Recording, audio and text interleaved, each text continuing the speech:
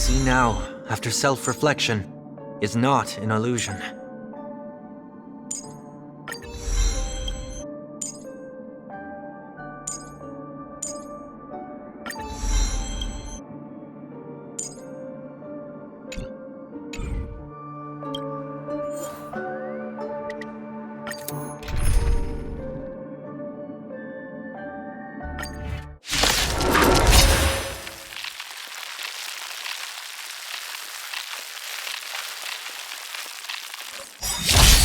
Harmony and unity.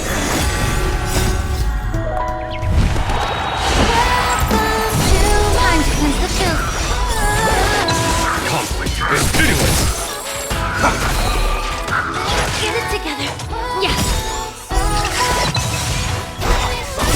Everything in this world is bleeding.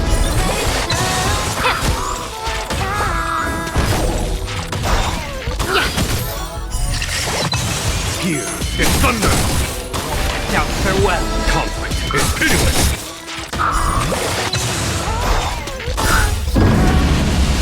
Show no mercy!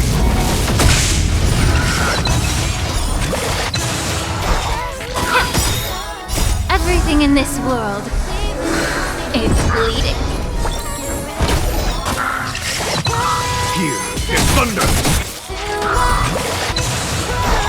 Be of your body and mind.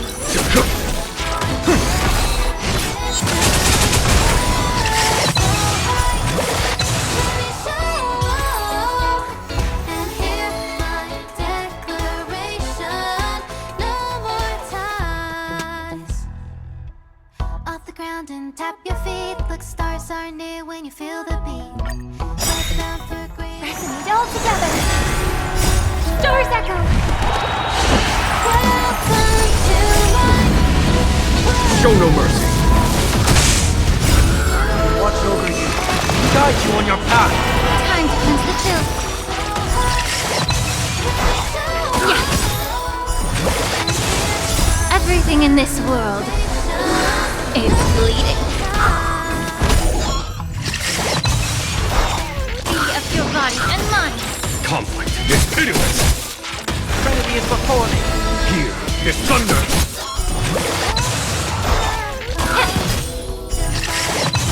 Conflict is pitiless! Show no mercy! Yes. Everything in this world is bleeding.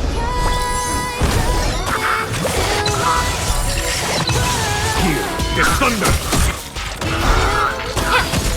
Conflict is pitiless! Now farewell. Here is thunder!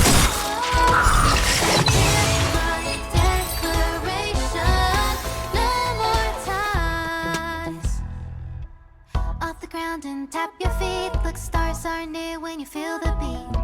We're bound for a greater height. Oh, oh, oh. Take a leap into the place. Don't lose Harmony and unity. Stars echo. Welcome to life. Show no mercy! Time to cleanse the filth. Yes. Everything in this world is bleeding.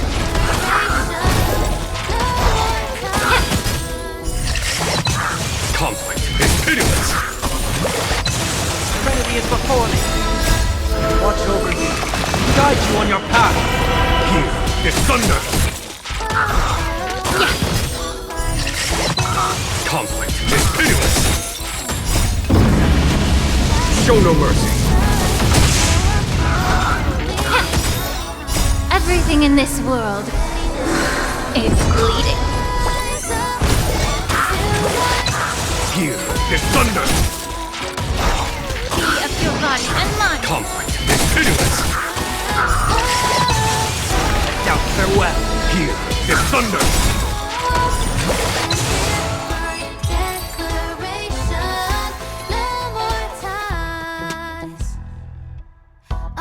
And tap your feet. Look, stars are near when you feel the beat. We're bound for a greater height. Resonate all together. Stars echo. Welcome Show no mercy. Time to cleanse the filth. Conflict is pitiless. Everything in this world is bleeding.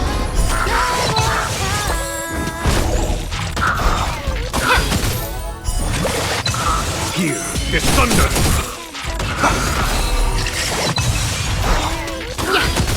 Conflict is pitiless. Serenity is before me. Watch over you. Guide you on your path. Show no mercy. Be of your body and mind. Everything in this world is bleeding. Here is thunder. Conflict is pitiless. Doubt farewell. Here is thunder. Decoration, no more ties. Off the ground and down.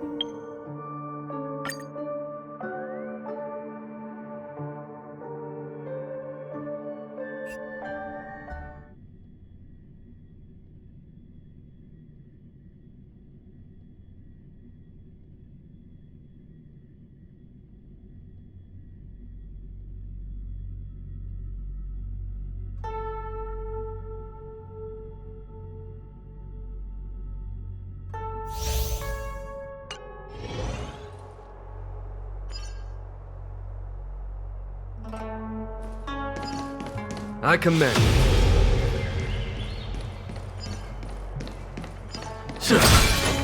When faced with an army,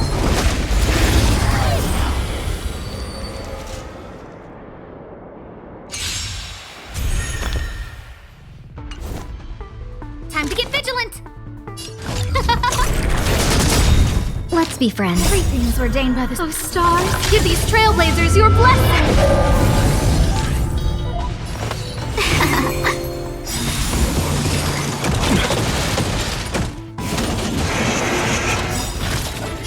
1,000 wonder. Fight as one! time for... Show no mercy.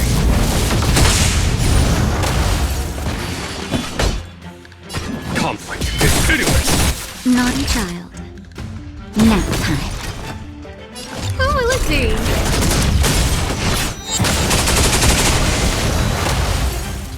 Seize the moment.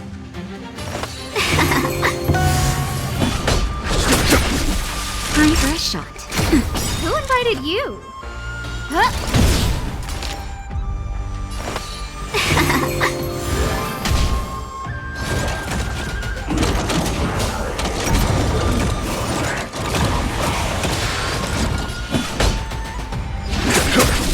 Naughty child. Nap time.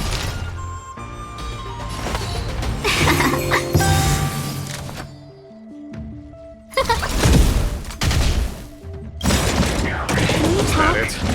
1,000 wonder. Fight as one! Everything is ordained by those stars. Give these trailblazers your blessing!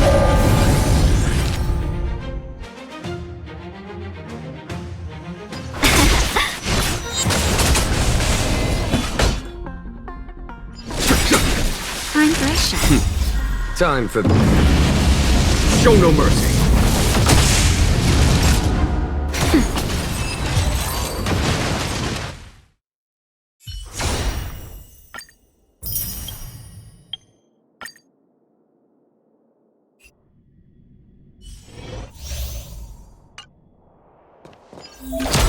Feeling lucky. Ha! Feeling lucky.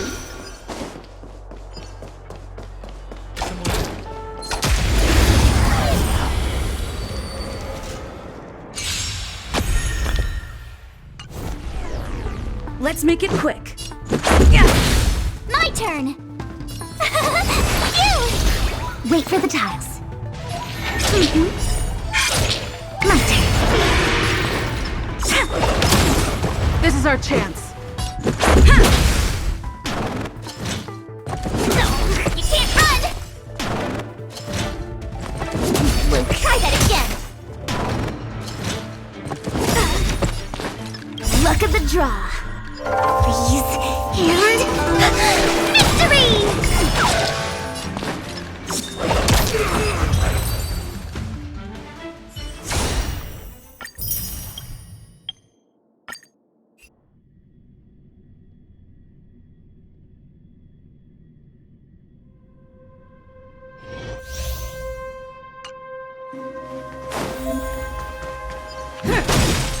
You're in the way.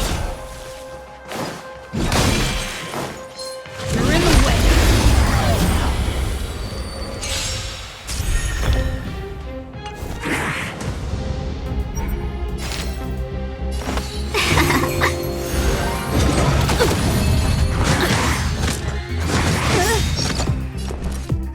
Is that all you got? Let me pay you back tenfold! Here! Haven't learned your lesson? You can't run!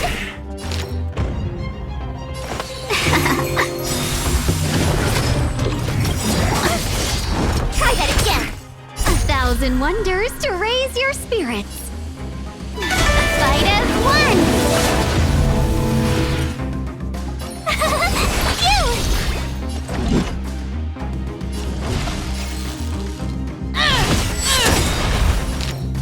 Is that all you got? Let me pay you back tenfold!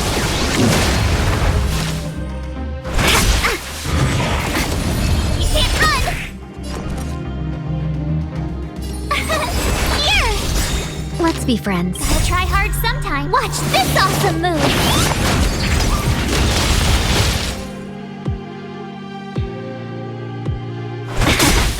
Your number is up.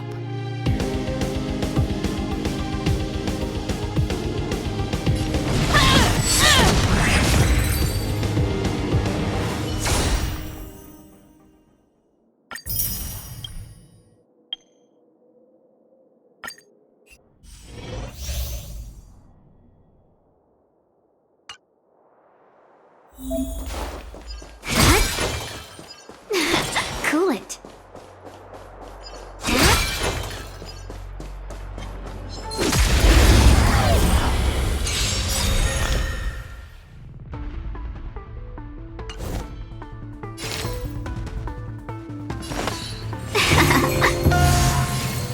Thousand wonders, fight as one!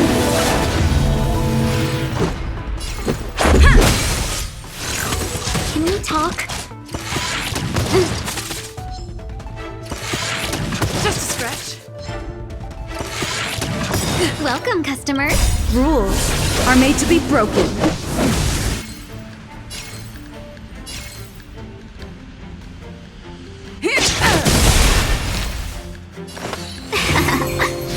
This is our chance.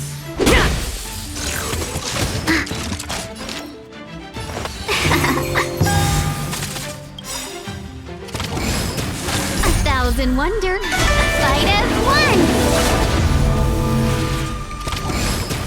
Let's make it quick.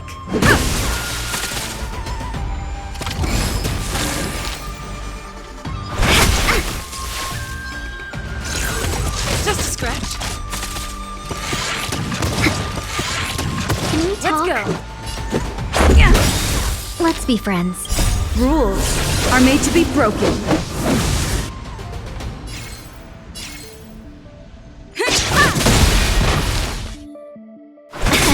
This is our chance.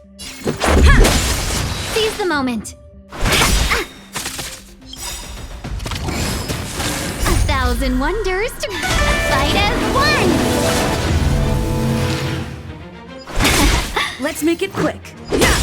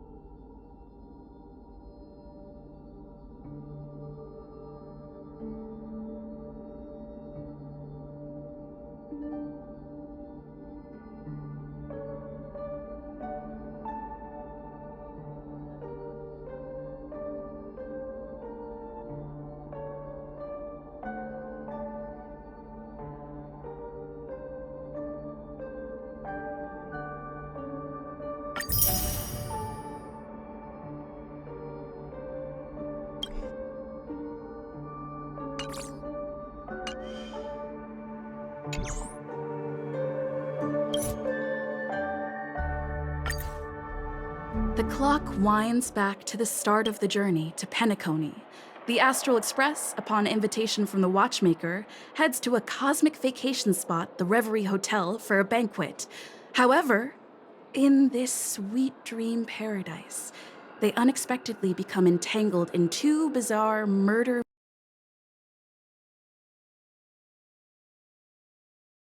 Numerous factions enter one after another, acting in response to the situation.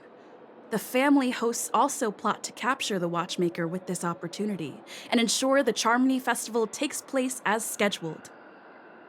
A confrontation between the emanator of the Nihility, Acheron, and IPC representative Aventurine becomes the turning point of the entire event. The latter, through a grand death, shatters the family's lies and reveals the existence of the primordial dreamscape, Dreamflux Reef. The Express crew thus delves into the heart of the situation. Here, Gallagher reveals to everyone the truths about the Dreamscape, the Stellaron, Mikhail, and the other Nameless. They finally uncover the legacy of the Trailblaze and, in doing so, receive a glimpse from the Harmony. To fulfill the wishes of their predecessors, everyone heads to the Penacony Grand Theater with the intention of sealing the Stellaron. However, they are forced into a deadly battle against Sunday, the head of the Oak family, who is aligned with the Order. This great battle concludes with the fall of the Order once again. The future of Penacony remains uncertain. However, thanks to the mediation of the crew, the family and the IPC agree to cede some of their interests and reach a consensus. Penacony regains the right to determine its own destiny. In the very end, Sparkle makes a grand return with a startling bombshell. This crisis is ultimately resolved amid spectacular fireworks. With everyone receiving their own best ending, the tragicomedy of the sweet dream comes to a close.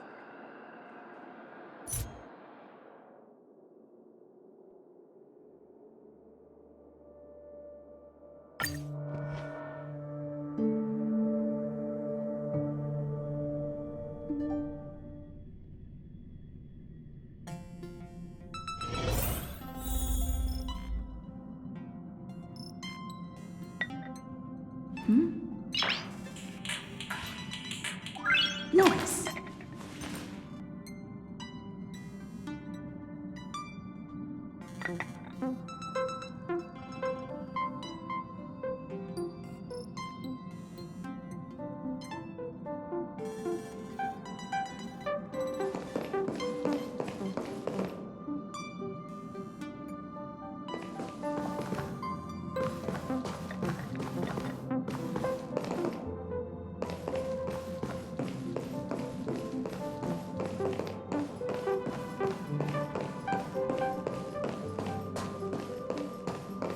Is that coffee?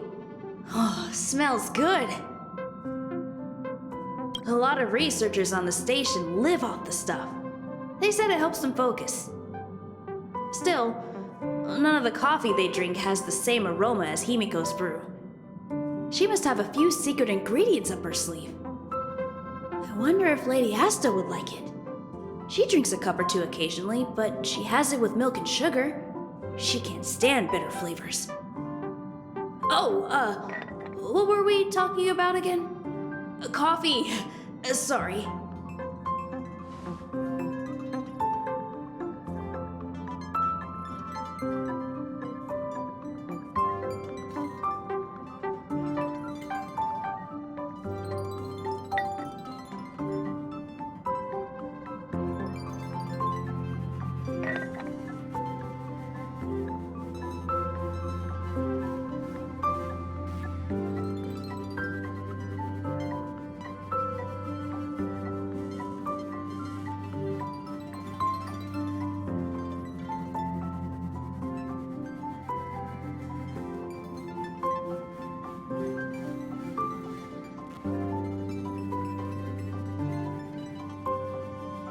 lot of the researchers on the still. I wonder if...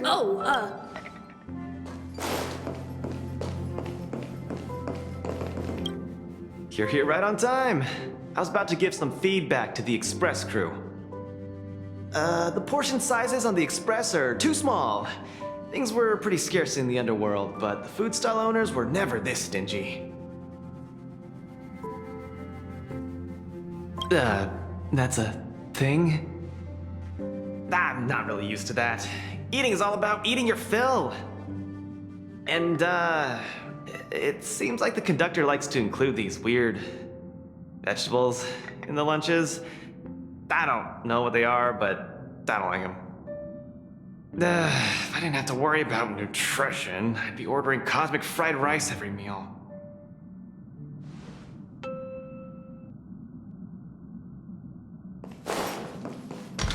What kind of drink do you prefer? Straight? Welcome home, dear Nameless.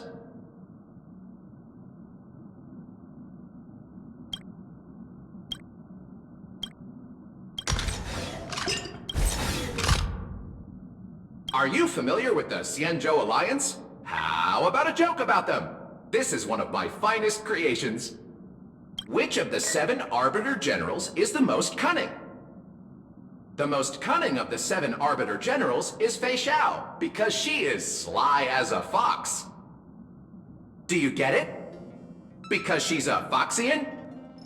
It's a funny pun. Care for a drink, or perhaps some snacks?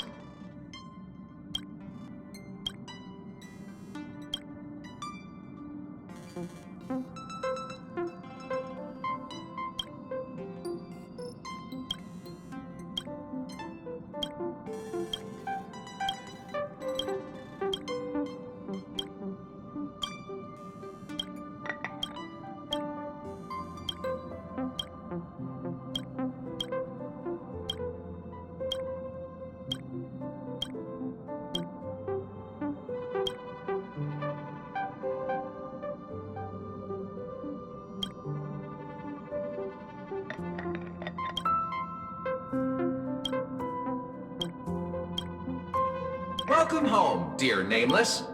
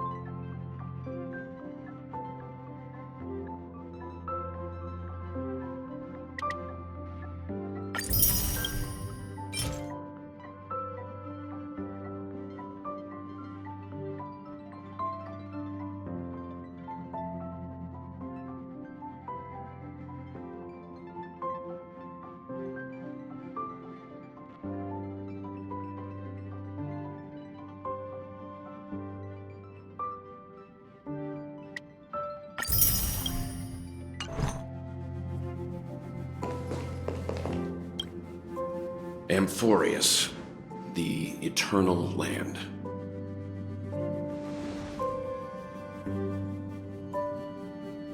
Yeah, that's what Miss Black Swan said. It's a world hidden away from outside observation, with a presence only revealed by the light from the mirror of the Garden of Recollection. It's mysterious, all right. You haven't been with us on the Express very long. Will the journey be too much for you to handle?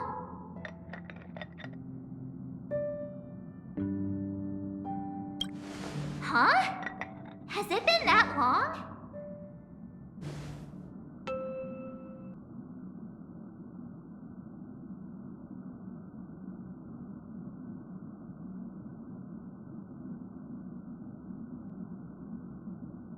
We should consider Pom Pom's opinion too.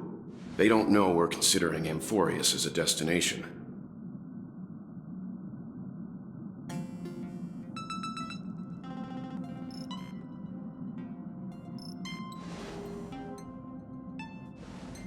Yeah. Plus, even if we pass Amphorius over, we've still got a fuel problem to solve.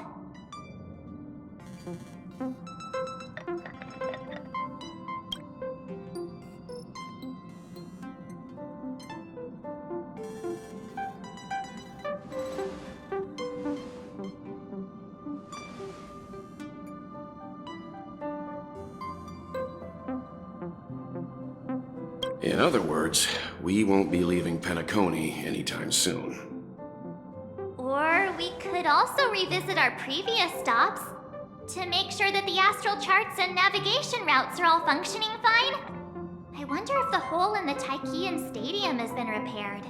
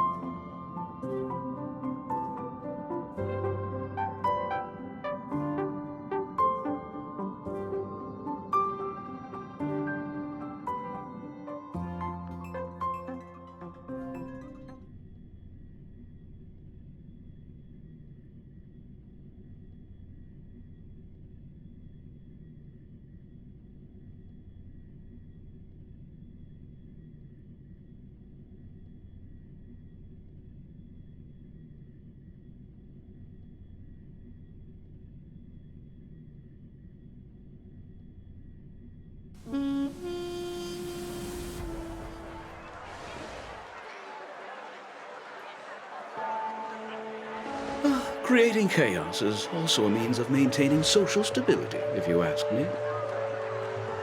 If you have the time for mindless gossip, you're probably better off spending it on getting actual work done. They say this is all part of ongoing investigations.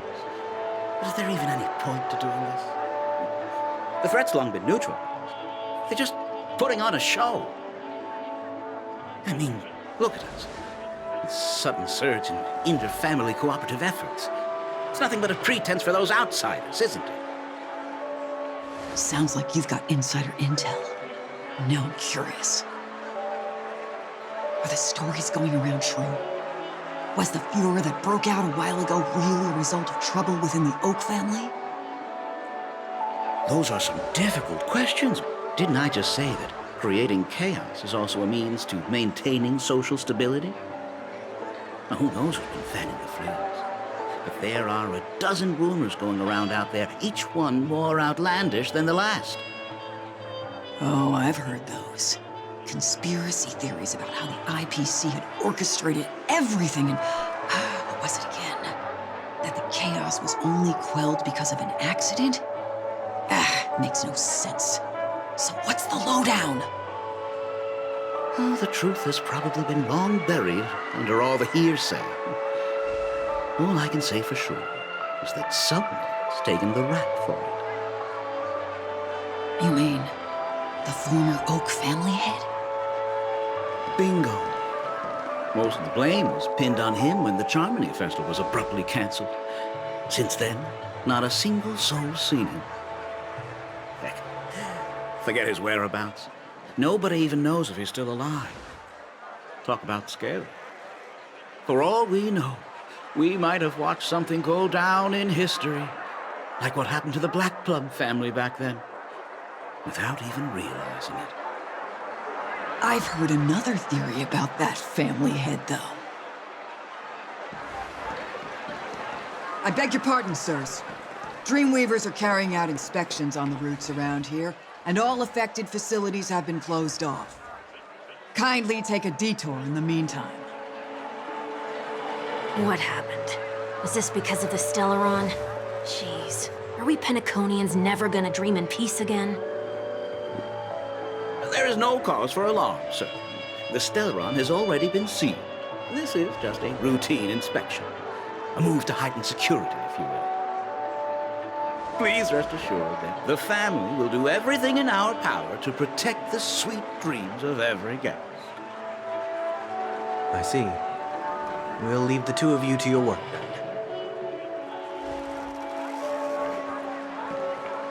then. Excuse me, sir. Have we met before? Oh. Do you recall when or where we might have met?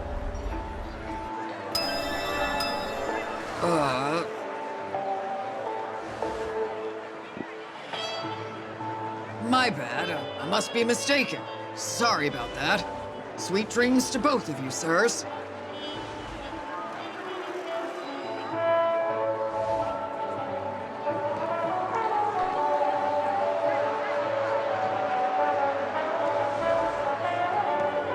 You sure have a knack for stirring up trouble.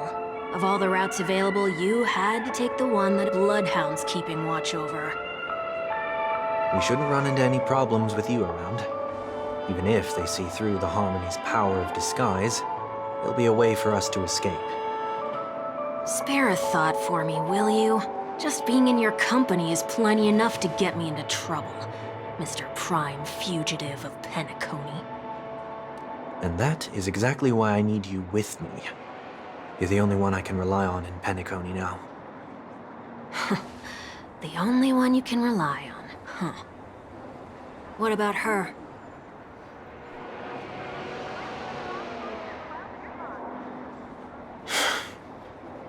At least, she was spared from the consequences of my actions. What a shame, huh? Why do you say that?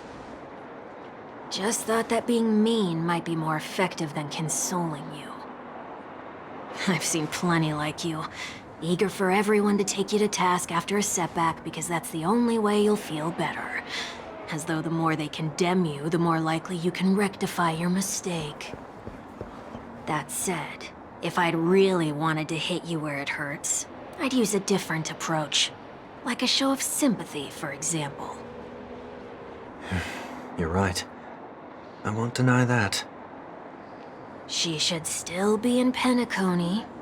Aren't you going to look for her? That won't be necessary. I'm sure you already know why, considering your vested interest in reading my thoughts. I can't bring myself to see her when I'm a fugitive. All right, then let's keep going. Helping a fugitive return to their home. So exciting.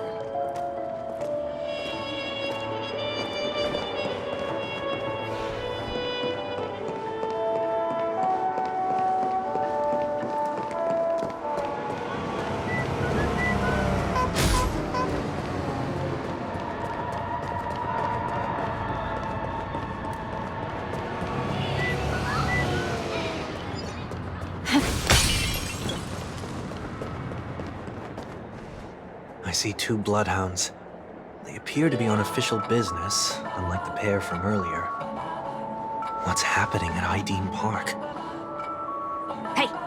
Hey! In case you didn't notice, I can't see anything. My apologies. I forgot that you're not very tall. Remind me, why do I have to make this trip with you again? We've been through this. You're the only one I can turn to now. Besides, we once lived a cat-and-dog existence. Embroiling you in my affairs won't weigh on my conscience. You certainly don't have much of one if you can bring yourself to say something like that. Yet you will repay this favor all the same.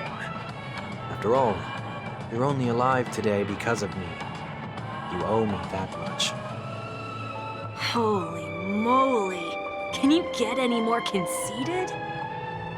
When you were abandoned in the wild and near your end, I showed you a way to survive and helped you escape the jaws of death. When you were at your wit's end and felt lost about your future, I did everything within my power to help you safeguard your position in the family. Okay, I get it already. You have a way with words, I'll give you that.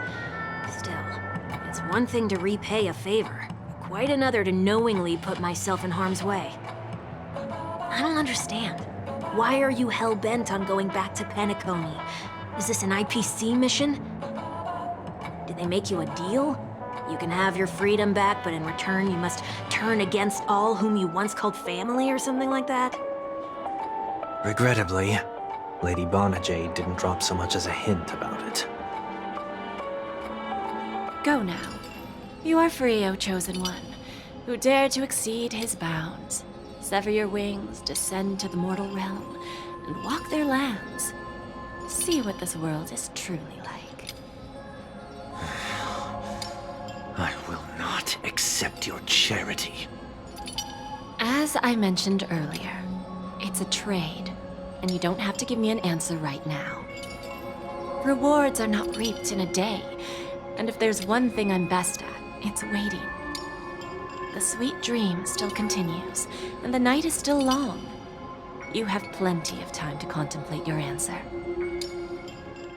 She only left me with a most intriguing message before setting me free.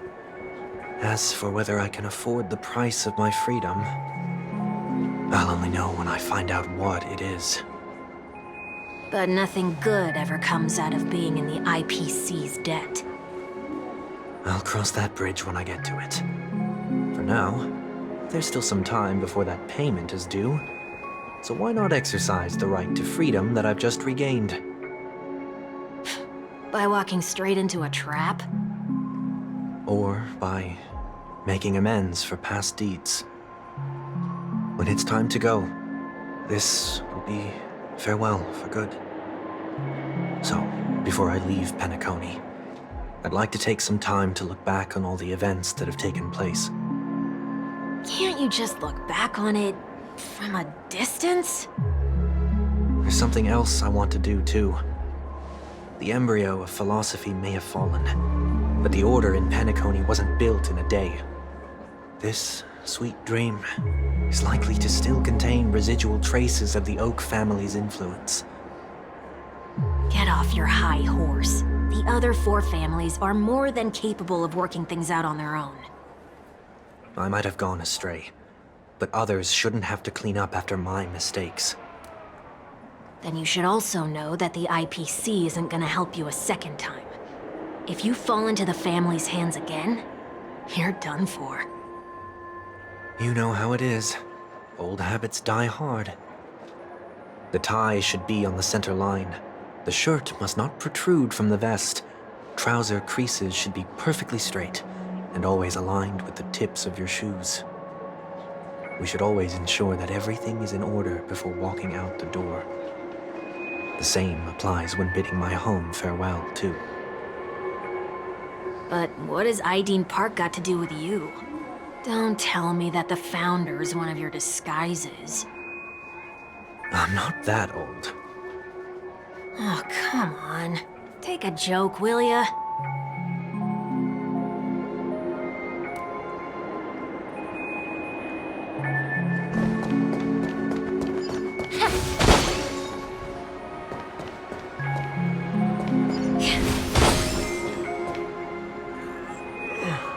Sorry, but park facilities are out of order.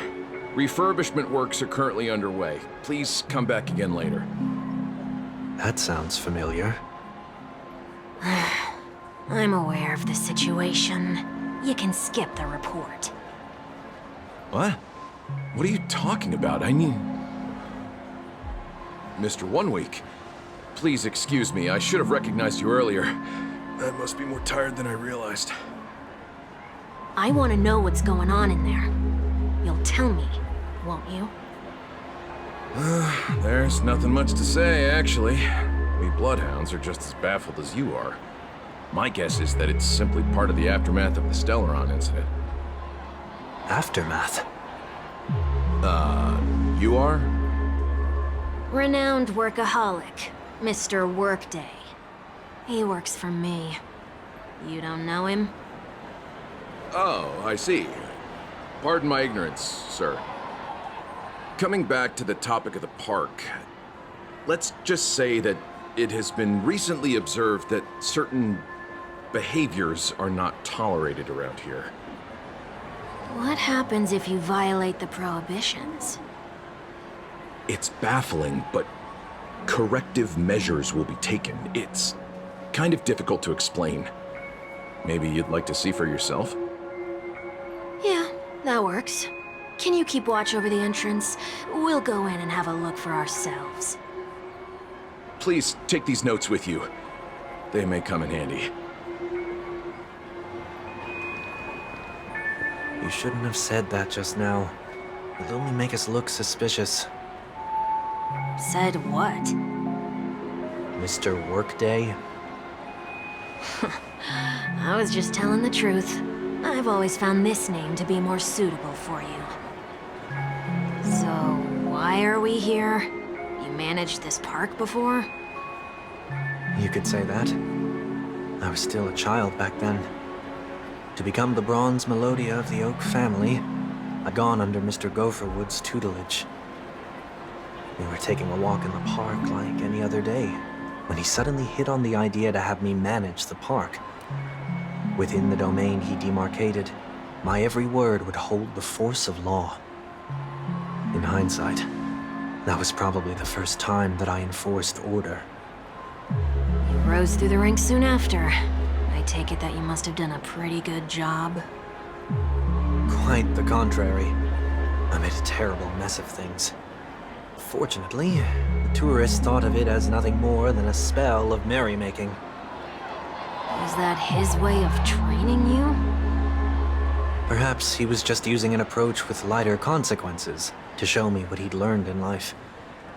That there is never an ideal paradigm when it comes to rules. If the enforcer is incapable of introspection, then even regulations once laid down with the noblest of intentions will eventually become defiled. This place is no exception. The distorted after-echoes of the Order will only add to the chaos. Let's see what we have on these notes.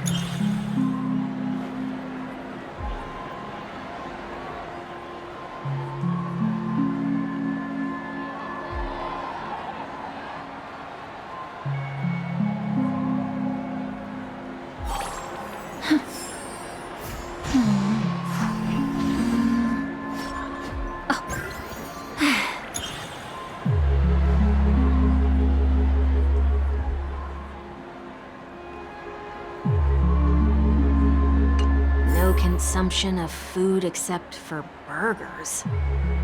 What?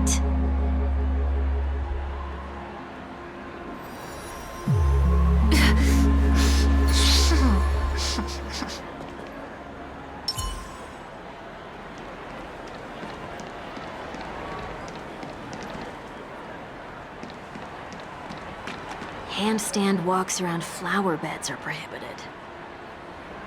Now, let's not worry about how the Bloodhounds figured this one out. Huh. I reckon the worst that can happen for this one is that they'll flip you back on your feet. Say, why don't you test it out this time? I'd love to see you do a handstand. No, thank you.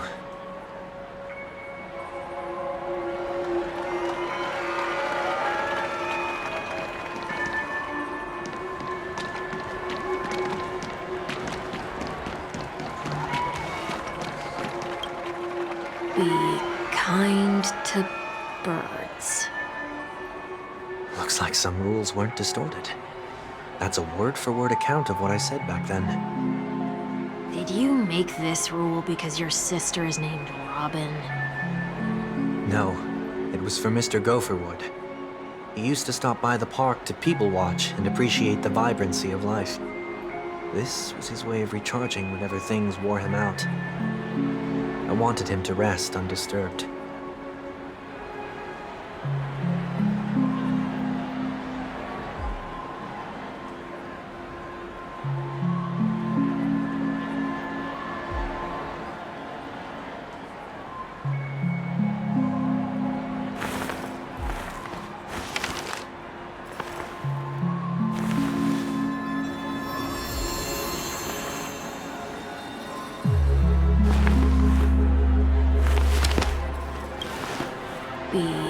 Looks like some rules weren't...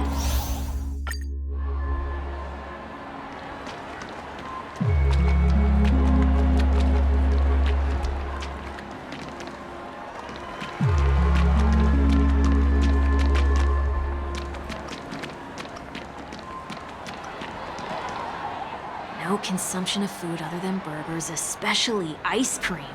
Please tell me you didn't make this rule. I have nothing against desserts. The only reason I made that rule is so that people can learn to wait in line in an orderly manner for things, instead of shoving and jostling people around. What happens if I break the rule? It's as the Bloodhound said. Corrective measures will be enforced. Huh. Try me. Wait, don't...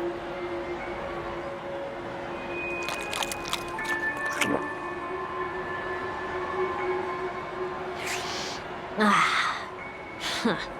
So, where are those corrective measures? That's odd. Didn't I tell ya? The family can take care of the issue without you having to get involved. Next on the list is the stage. Let's go and check it out.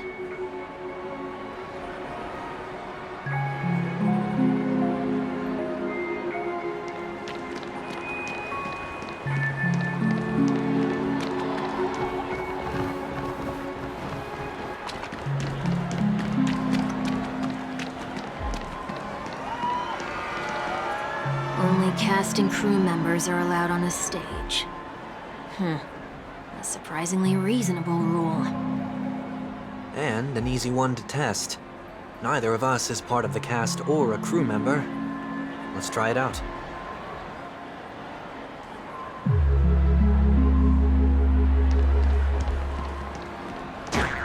Huh? Let's try that again.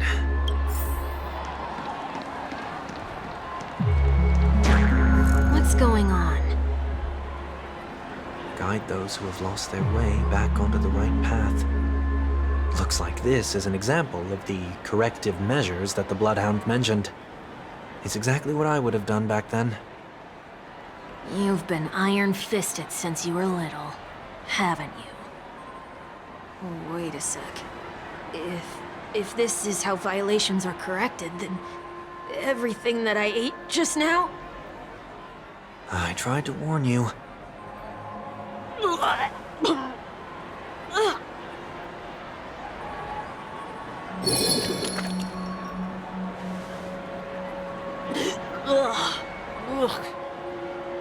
How do you feel?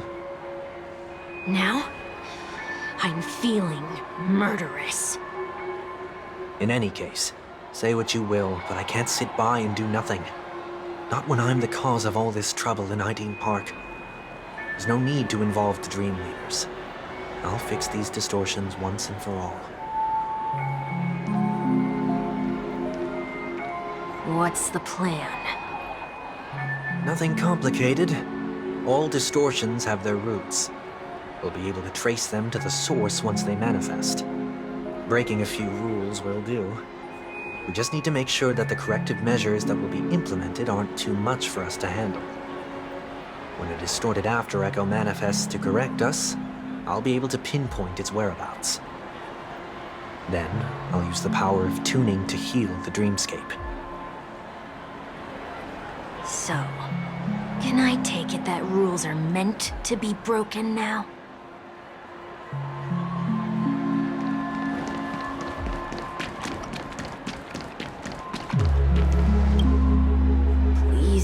not use Soul Glad bottle caps sold by the Dream Jolt troupe while experiencing the attractions?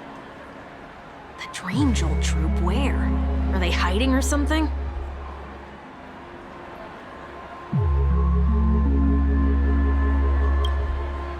Please do not...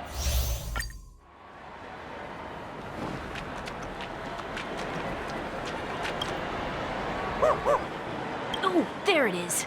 Found a good hiding spot, didn't ya? Come on, let's buy some bottle caps from it. Just one moment.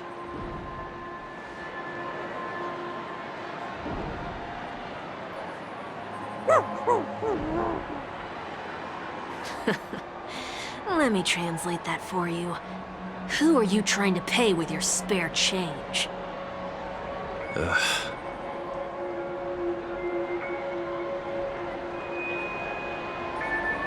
I'm afraid you're going to have to handle this if it isn't enough.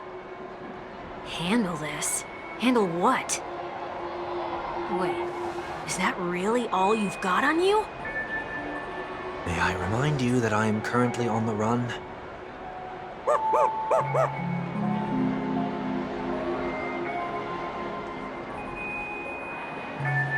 Whew. Luck's on our side. Looks like we scraped together just enough.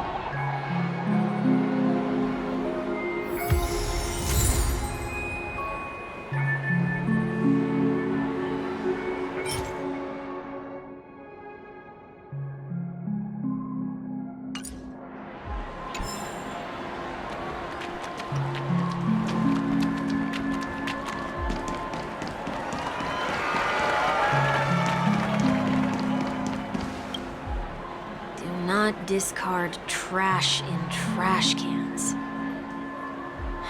This is absurd. Did you make this rule too? Children tend to be fascinated by such paradoxes. I was no exception. Forget it. I don't even know how to joke about this. Well, what do you suggest we throw in?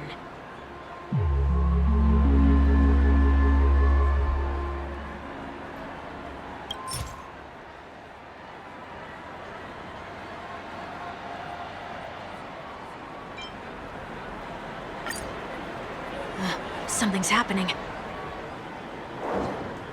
Huh. What is this? A woodcutter's trash can? We're not breaking enough rules. We should look elsewhere, too.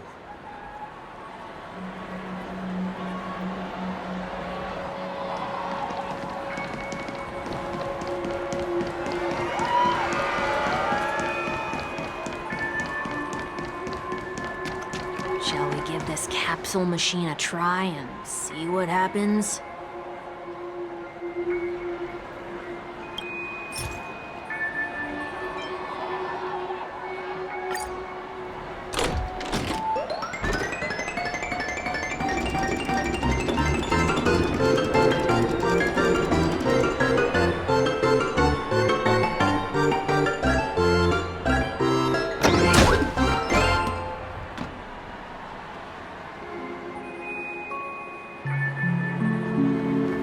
Nothing's off so far. Maybe we should open the capsule?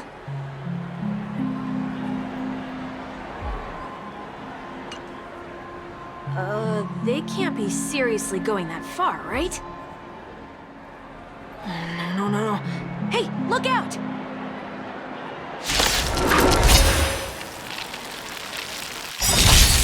I hope for an end to strife in the world.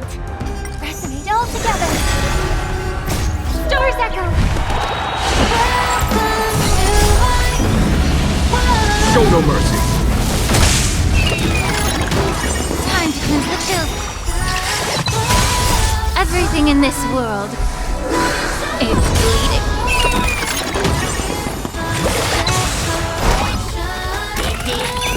Be of your body and mind.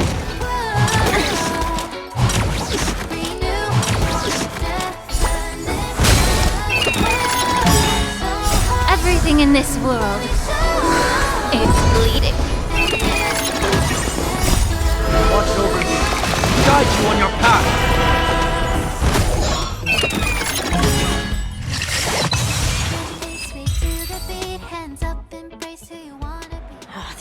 to do that. They could have just recalled the capsule. Perhaps making the attractions no longer just attractions is another corrective measure? Ugh. Aren't the rules being too finicky with words? Enough. The location of the distortion is nearby.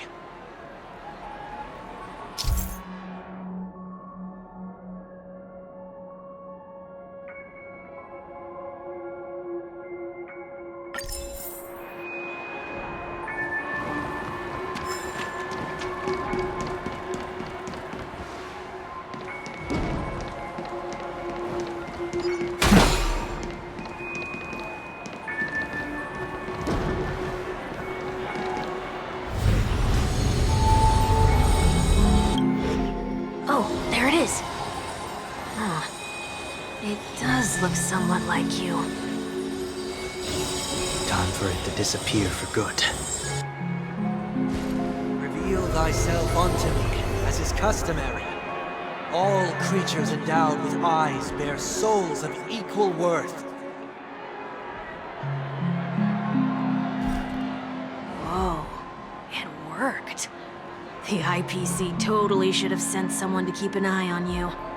Aren't they worried that you might make a comeback in Penacony and grow a new pair of wings? So long as there remains a need for me to keep a low profile, I'm no threat to them. That's true. Come to think of it, you had always been in the spotlight, be it as a respected member of the elite or a leader. When was the last time you fell into the mud? All the way back during your childhood days? Sometime before I turned 6. Like most boys would, I tried to fly with my ear feathers, only to fall into a pit. I almost broke my halo. That was sarcasm, in case you didn't realize. But whoa, you actually remember something like that? You never forget times of failure. It's only human nature. Ugh, you're probably the only one who'd consider something like that a failure.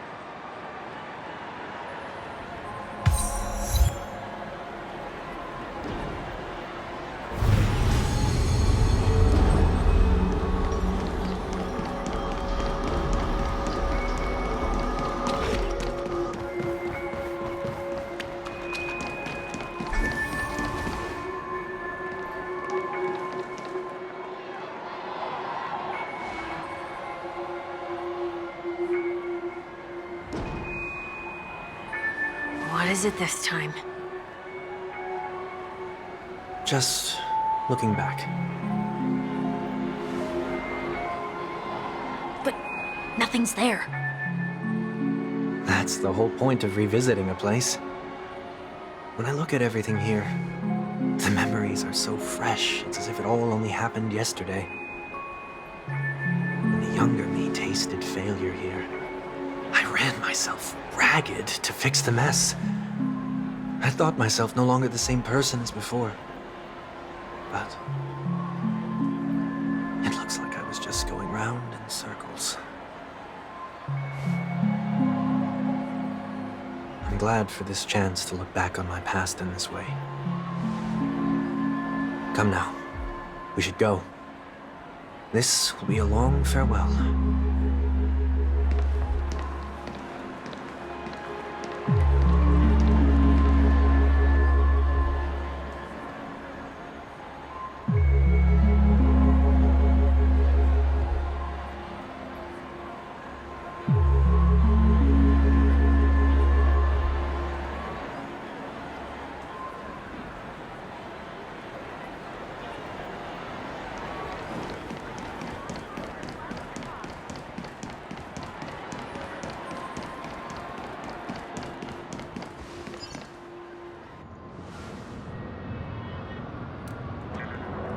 So, where are we heading next? OT Mall. There are bloodhounds stationed along the way, though. It might be better to take a quieter route. I don't mean to meddle, but I'd advise you to stay away from that place. Did something happen? There isn't any concrete information yet, but anomalies have been reported around the area. The family is currently investigating. You okay? I'm fine. The Stellaron incident may have been quelled, but who is to say that nobody has another agenda? Thanks for the tip, sir. We'll make a detour. May you stay safe, too. Hold on.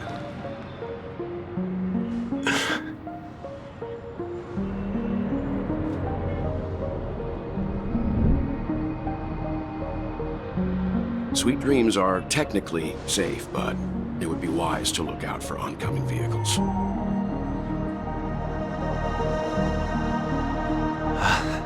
Thank you.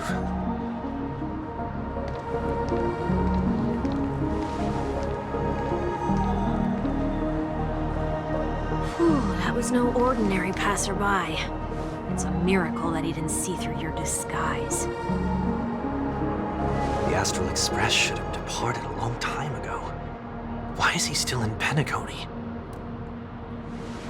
We needn't change our plans because of him. But be sure to keep your guard up. I hope nothing terrible has fallen upon Penacony while I was in captivity the last few days. Come now. It's time we set off. Let's not stick too close to each other, just in case. The few feet or so between us will do.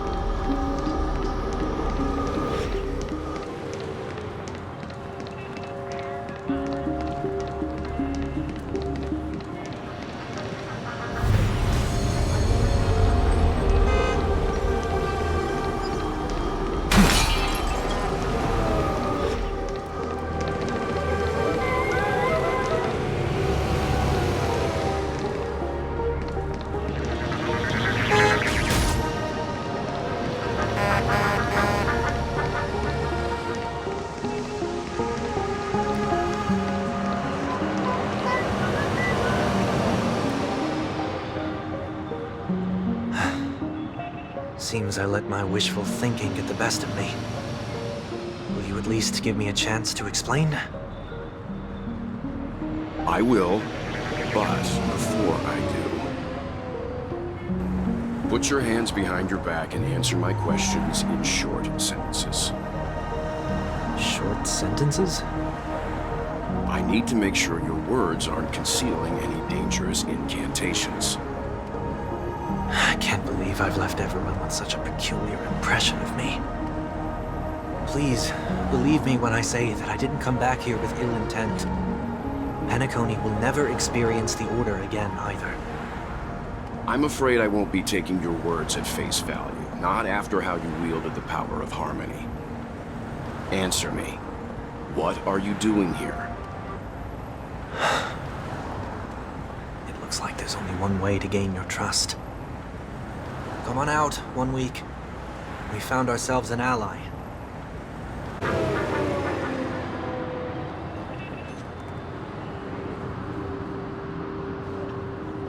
So, it was the IPC that freed you. My sister has likely made an agreement of some sort with them. As for how I'm able to move around freely in Penacony, I have 1 week to thank for that. As you can see, I've only returned to my home to bid it farewell. Would you be kind enough to give me a chance to say goodbye, so that I may leave without regrets? Agreed. But, until you leave Penacony for good, you're to stay by my side. You have my gratitude. I left my home in a hurry, too. I know how it feels. That said, I can't make this call by myself. My companions need to know about this, too. The Astral Express crew is in Penacony, too? Come with me. We'll go find them. You come along, too. Okay. Boy, this is gonna be a party.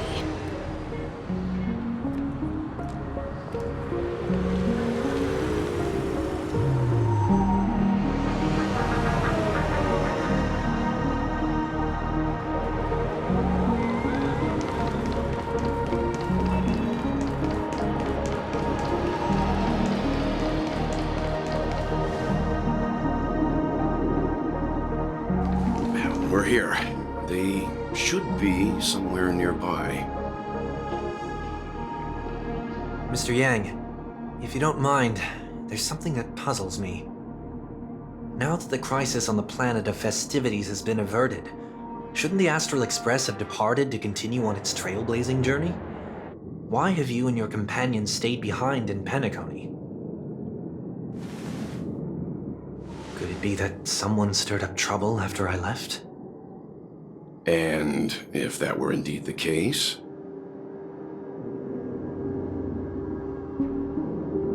I doubt I'm in any position to be proposing ideas, but I'm happy to defer to the Nameless and aid with any plans you may have.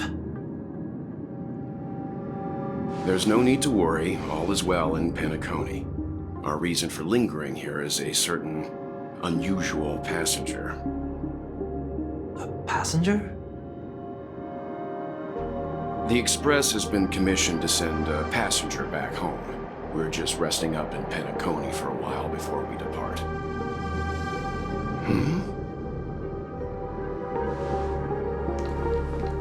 By passenger, do you mean this lady here? Or these ladies?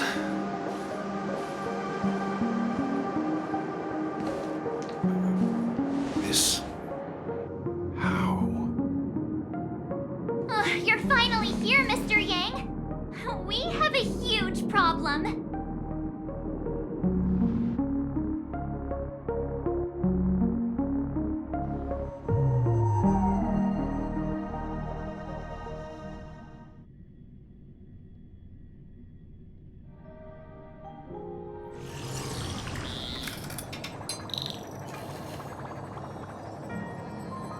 Isn't it fascinating how variables never fail to find their way into the lives of organic life forms?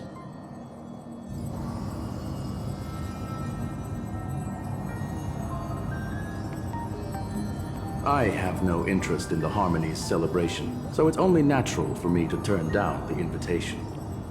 But it looks like my decision also cost me the front row seat to all of your exciting adventures. Conclusion: there is likewise a downside to pursuing reason.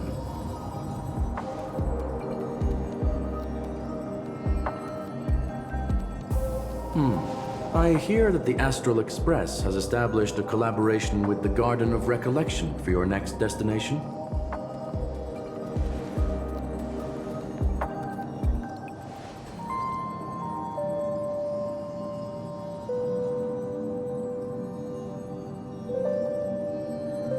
Could there be more to it?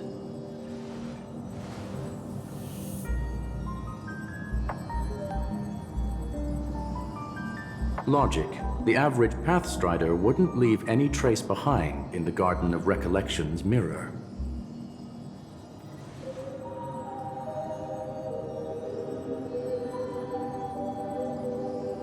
It's a pity we do not communicate much within the society. Not to mention we've lost most of our members to the Lord of Silence. I have never heard of Amphorius, however.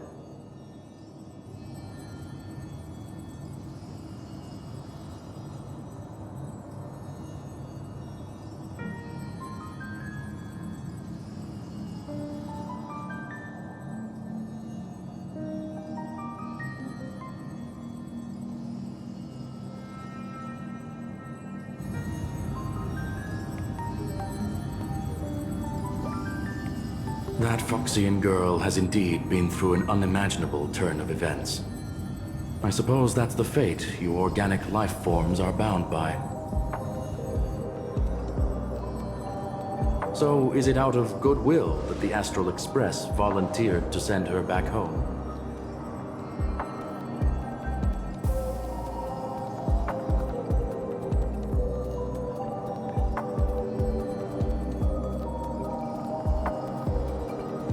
Looks like this is one exceptional passenger.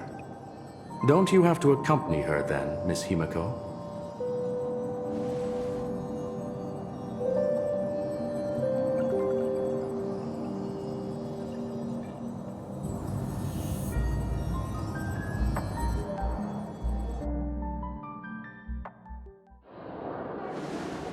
So, is anyone gonna tell me what's going on? March? Oh, about that. Why don't you ask her instead? She knows how to present things logically.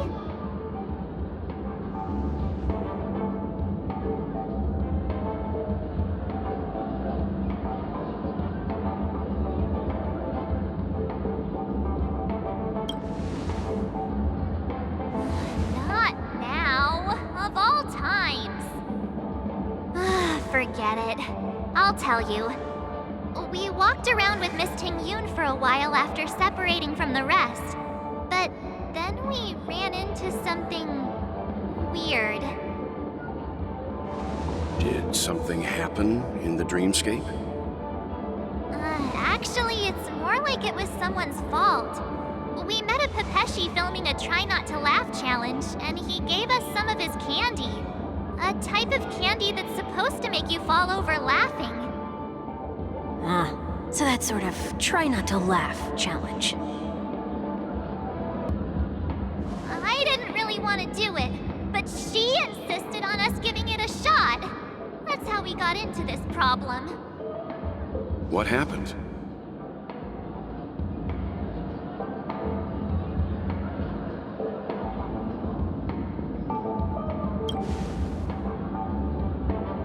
Oh, come on, stop interrupting. So, we had some candy, and we're so happy we rolled around on the ground for a bit before standing up. But once we did, we realized Miss Ting-Yoon ate the candy too. But she only sneezed nonstop. Achoo! Achoo! Sneeze after sneeze. And before we knew it, she multiplied into several Ting-Yoons right in front of us. What's your take on this? The dreamscape is a Memoria world. It is likely the candy triggered her hypersensitive mind, causing scattered memory fragments to dissociate and become entities themselves. There is no cause for concern.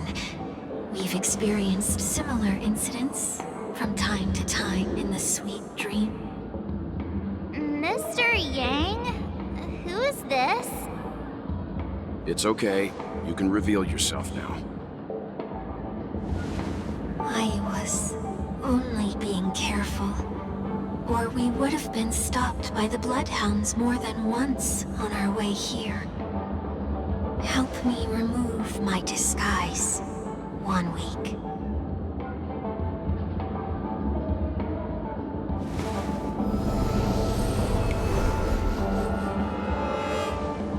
It's been a while, everyone. You! What's going on?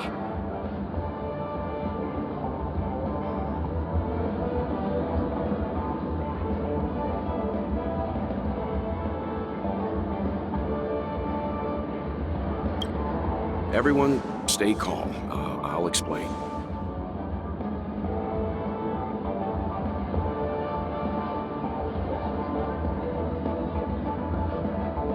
I believe that at this point, Sunday has no reason to be dishonest. But to prevent any unforeseen complications, I'll be accompanying him everywhere he goes until he leaves Penacony. Mr. 1 Week here is an old acquaintance of Sunday's. Pleased to meet you, fair lady. And you, of course. You're the heavyweight who pummeled this control freak.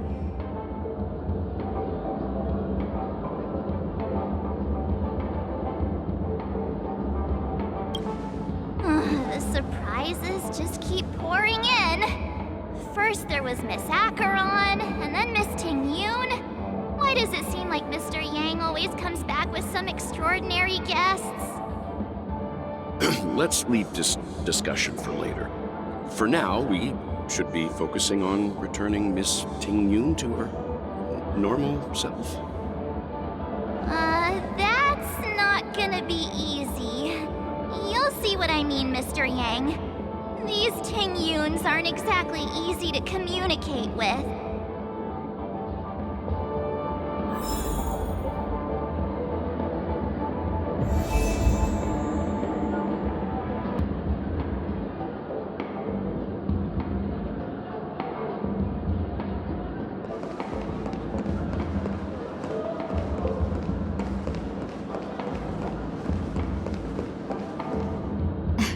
Miss March 7th, have you taken the time to consider my suggestion? Your suggestion? Oh, wait. Which Miss Ting Yun are you again? It's me! I'm the one who wants every Ting Yun to come together to form the Ting Yun Merchant Guild. How often do you get the chance to work with yourself? Just imagine how in sync we'll be with one another. We're bound to thrive and prosper. I know, we can't leave the dreamscape to trade with the outside world, so that's where you come in, Miss March 7th. Your wits surpass many others, making you the perfect person to handle liaison negotiations on our behalf. I guess I can consider it. I hope everything goes smoothly for your guild. There. Now do you see what I mean, Mr. Yang? There does appear to be an element of her talking to herself.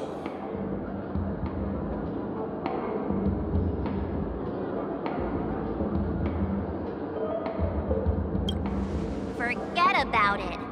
How are you gonna clone your bat? Mr. Yang mentioned the Express's next voyage is to send a passenger back home. Could this lady be from the Xianzhou Alliance? Yes, more specifically, the Xianzhou Luofu. The Luofu?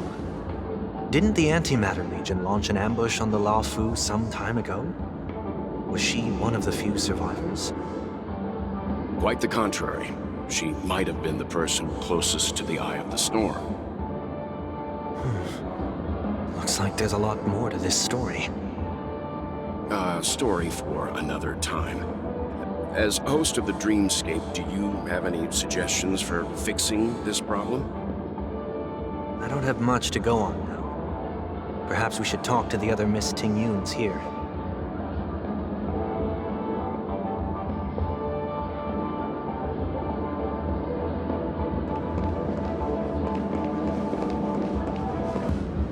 That sounds nice. People never forget a personally prepared home-cooked meal. But then again, gifts should be lasting. What about a delightful new bouquet of flowers on the table each day? Wouldn't they do a better job at brightening up someone's day? That sounds like a good idea. If we really want to do this right, though, it's the thought behind the gift that truly matters. The more thought goes into the gift, the better the recipient feels it. She makes a valid point, too. You sure have a way of not offending anyone. These three Ting Yuns don't look like they'll be reaching a conclusion anytime soon. We won't be able to get a word in. So, what do you think, Sonny? Let's try a different name, my dear friend. Oh, don't we sound chummier that way? I took a leaf out of this Foxian girl's book.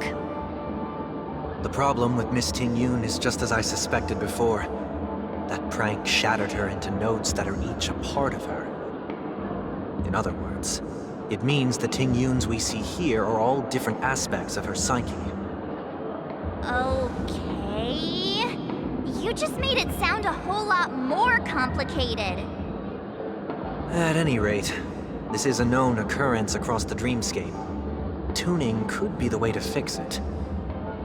The only problem is that these Miss Ting Yuns are too caught up in their own world. Is there one we can properly speak with? One that we can speak with? Oh, I think there is one. but it may take me a while to identify her.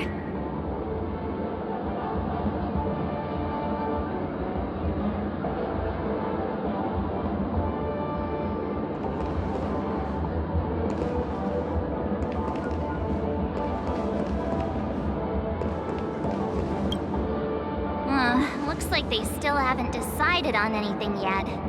Well, if you ask me, take the people pleaser out of the picture, and they'll arrive at a conclusion in no time at all. You're hoping for them to get into a fight, aren't you?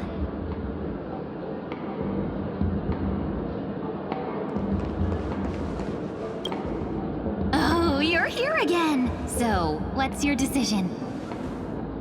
I'm still deliberating. I'm so highly sought after that it's only right I give it careful consideration. Aha! I knew it! I always have an eye for talented people. No problem. Take your time.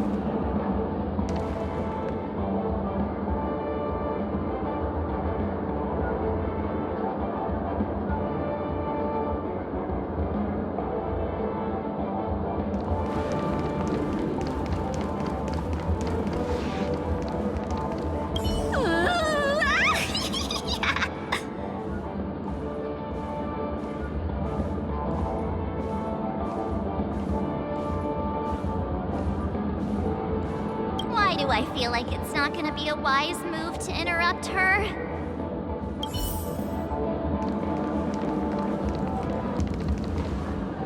Huh? Ugh, yikes! She's scary! No, I won't be able to talk to her.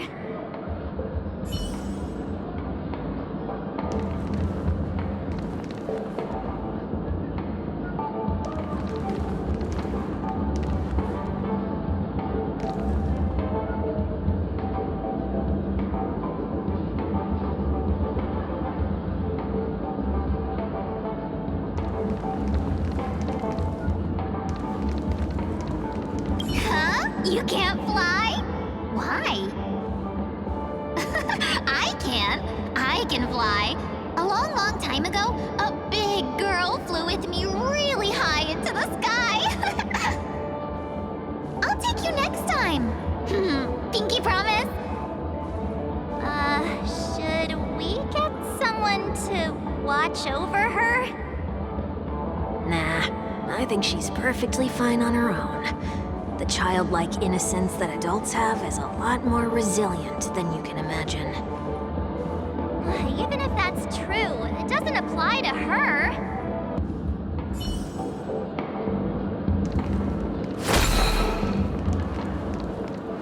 Oh, were you all looking for me? Oh, were you all looking for me? Found her! If I remember correctly, this Miss Tingyun's trait is... It's nothing special, really.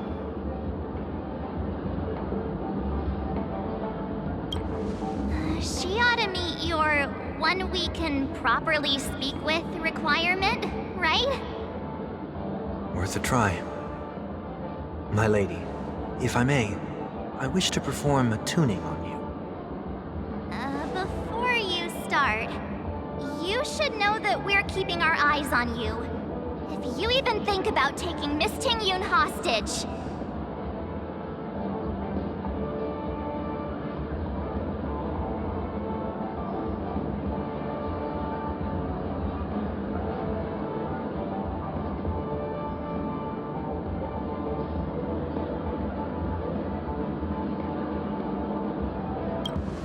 It is not my intention to provoke you. Perhaps, as assurance, we can have my friend here perform the task in my stead. 1 week has a higher mastery of the harmony than I do. That is true. If you still have concerns, you are also free to restrain me while he performs the tuning. There's no need for that. You're acting so sincere. I'm actually surprised. Are you all right with this, Miss Ting-Yun? I go as the wind blows, so you may decide for me. Then kindly forgive our intrusion. Please do your best, 1 week.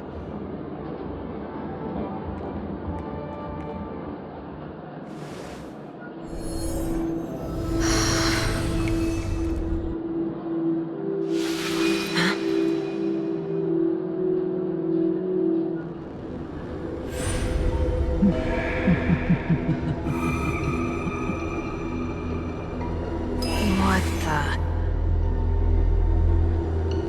Did any of you hear a voice just now? A voice?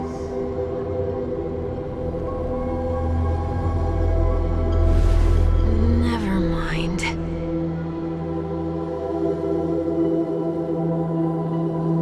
Look! It's working!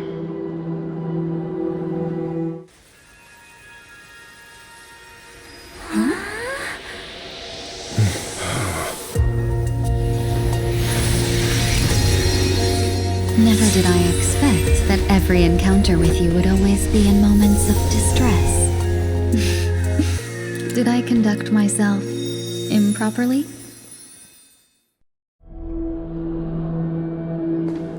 Miss Ting-Yun, you're finally back! You may be small, but you're pretty amazing. Huh? What's wrong?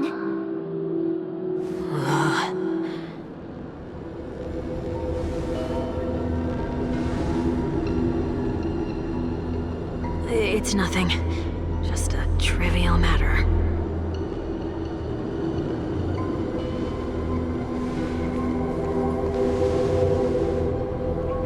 What do you sense? I should have let you handle it yourself. This girl is not as ordinary as she appears.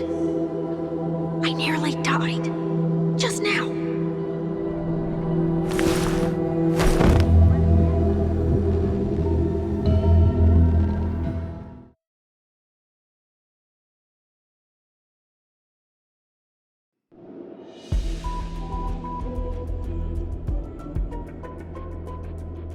Don't be afraid.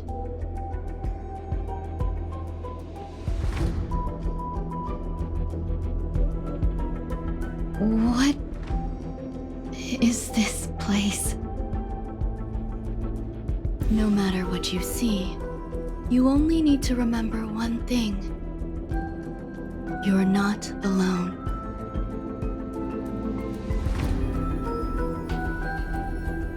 Who are you? And who am I?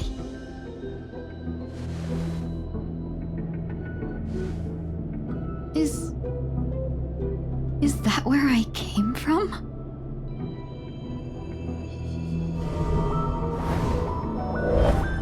And where does this path lead?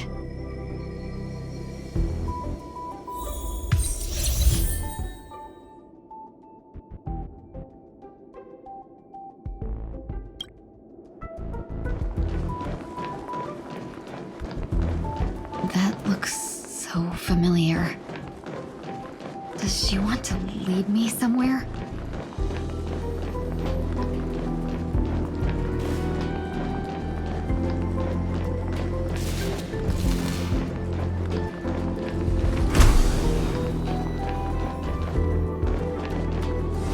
The life support pod is ready. There were only minor issues. That's great. Otherwise, that person from the Xianzhou might not be able to hold on much longer. You're still trying. There's no precedent for saving someone who was destroyed by a Lord Ravager. Will it even work?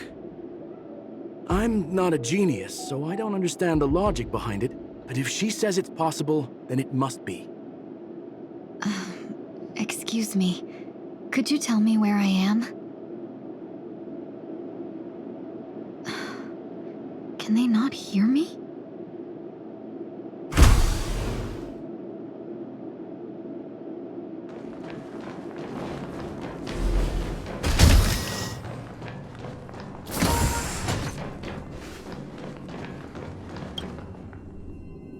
This girl is...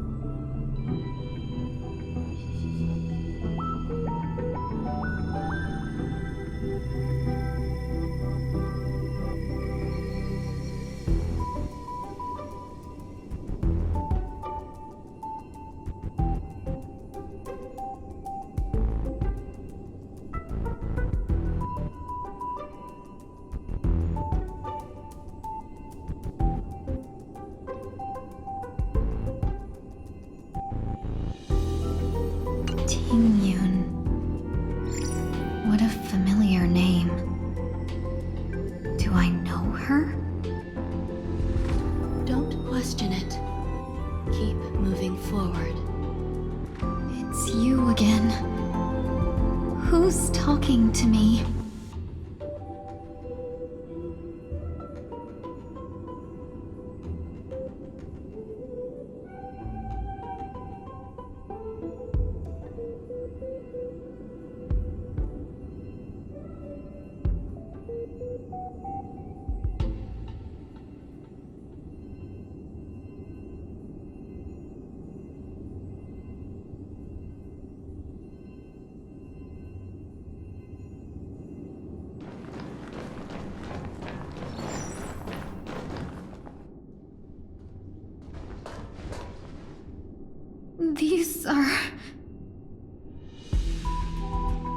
These are wounds left by the destruction. They have taken root within your body and cannot be removed. The destruction? I don't understand. Please, who are you? And why won't you show yourself? I can't go to you. All I can do is wait for you to finish walking this path. You want me to go through here? Do I have to fight it? There's no need for that. It's too dangerous, and you can't do it anyway. Don't fight it. Embrace it. Try to coexist with it. Think of it as feeling your own scars. My scars?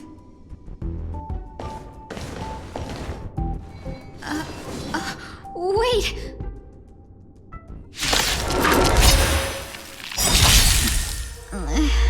Is this called coexisting?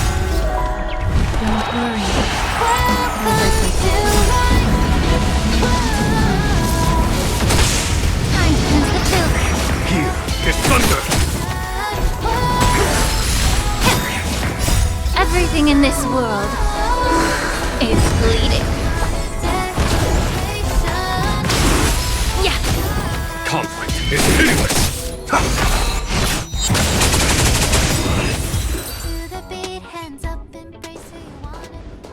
How can it be? Why are there still so many of them?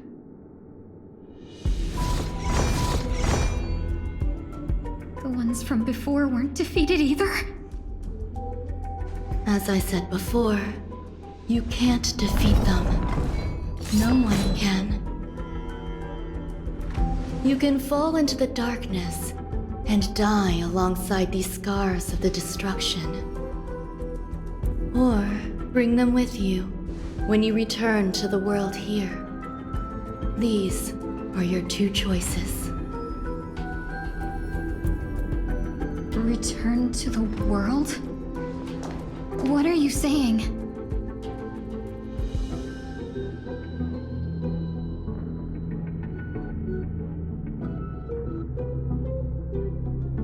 Oh. No wonder those two ignored me. Am I just a wandering spirit now? Close, but not quite. So, I'm trapped between life and death? Existing in a limbo? You can think of it that way. Based on what you said, even if I should wake up, these wounds that caused my death will remain on my body and never heal?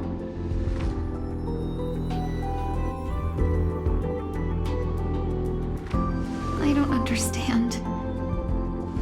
You appear to be trying to save me, Benefactor. But why are you telling me all this? It's a habit of mine. I believe everyone should have the right to choose whether they wish to return to this world or not.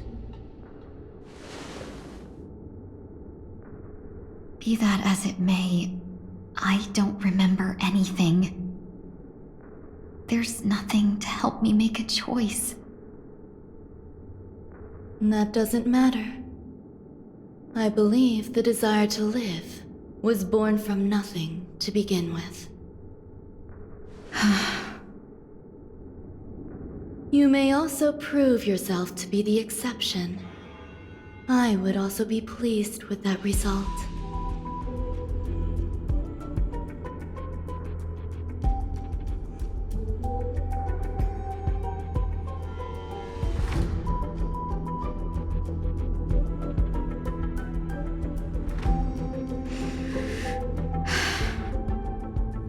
How troublesome. But I suppose that's part of living. Survival or destruction is no longer a choice for you. They both now grow along the same path. And only by walking this path will you break through the darkness and arrive at my side.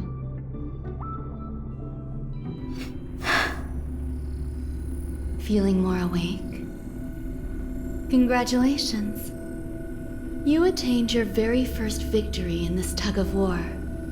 It's a good start. This is... Let me explain. You were attacked by a Lord Ravager. By all rights, you should not have survived. But someone didn't agree with that assessment, and it just so happens I was able to fulfill his request. What about the other merchants? I don't know. Why me? Because you were the most unfortunate. You fell into the hands of that Lord Ravager, who destroyed your body and spirit. Yet, you were also the most fortunate. Her desire to claim everything about you for herself meant she needed time, so you were spared instant annihilation. There is only a fine line between resurrection and escaping death.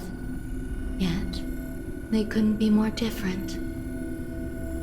If you had truly died, I would have been powerless to do anything for you.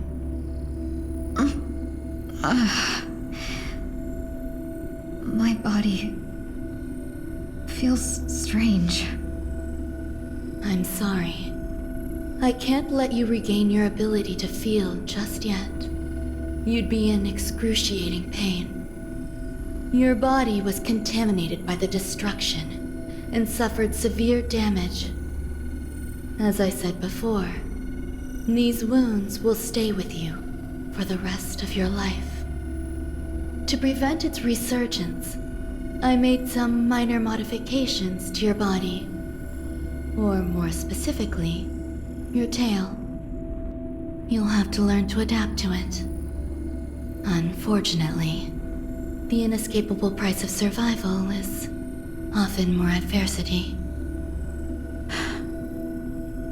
Regardless, I'm grateful to you for saving my life. There's no need for that. This was merely a transaction. With this, the debt between the traveling merchant and me is clear. Who? Don't worry about it.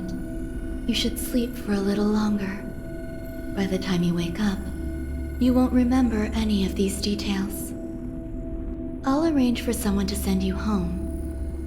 Which reminds me, you seem to have some dependable friends with close ties to you. You should go with them. It can only help with your recovery to hear more about your past.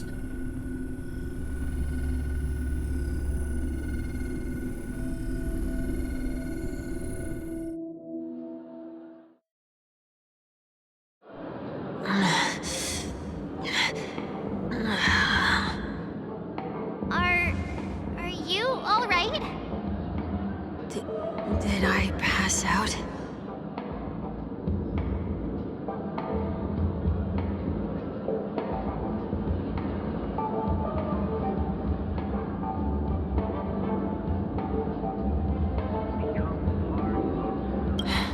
A little quick to the draw, aren't you?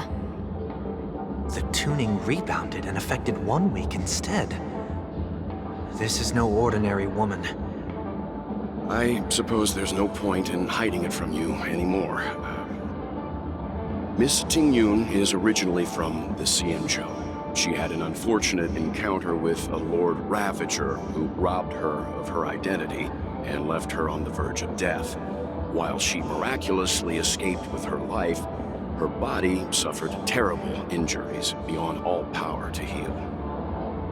But something happened to change that outcome? Yes, a genius got involved.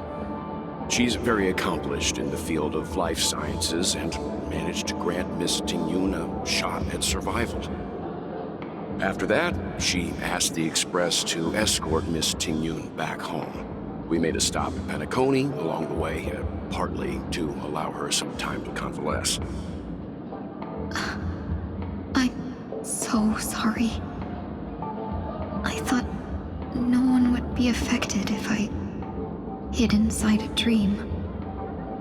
I didn't expect so many mishaps to happen. That's all right. So long as nobody was hurt. Can I get something to drink? I feel like I've been asleep for 10 years. That's fine. We should find another place to talk anyway. We drew some attention with that commotion earlier.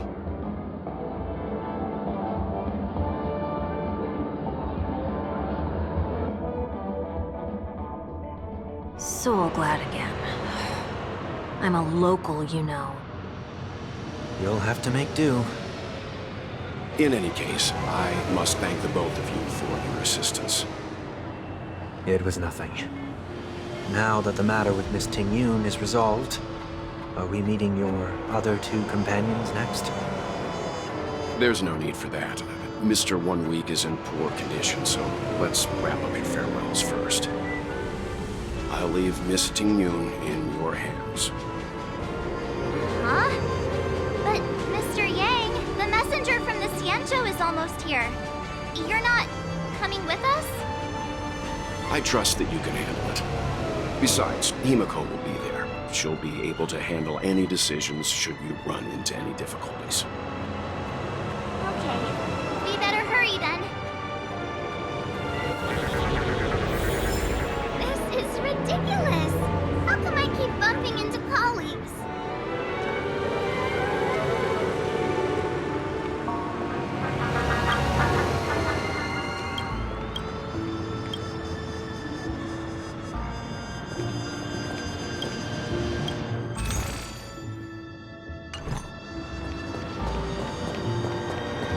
Where are you planning to go next? Could you give me some time to think about it?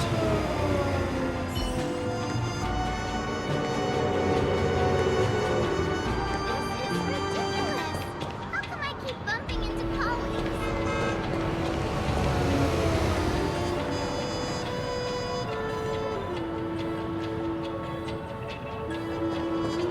Shall we keep going then?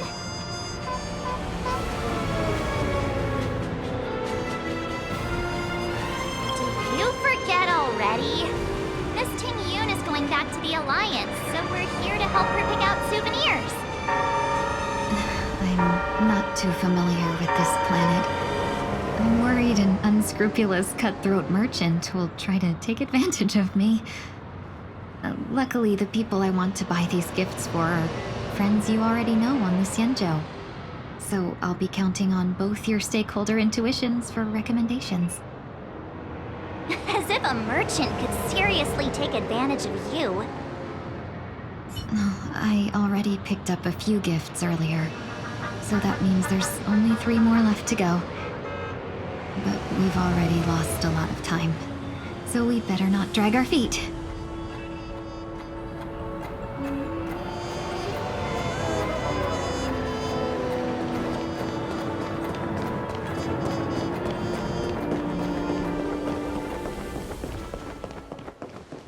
Can I drive it without a license?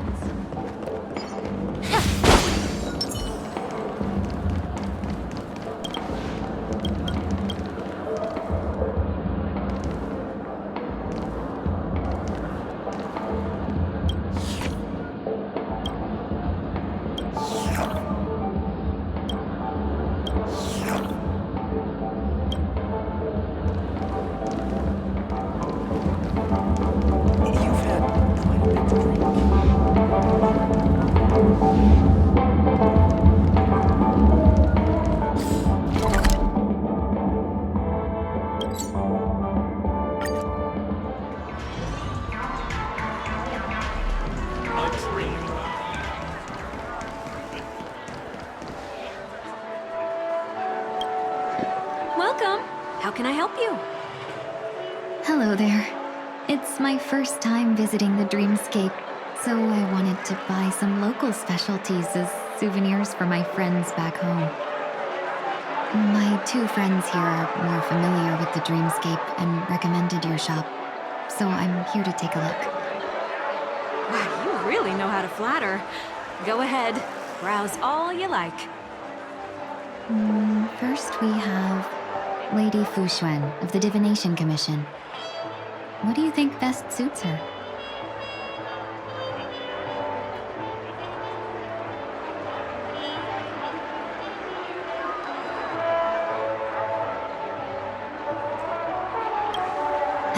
Lady Fu Xuan has such refined taste. The Xianzhou really has changed a lot in the time I've been asleep. Let's go with your suggestion. Next is General Jing Yuan.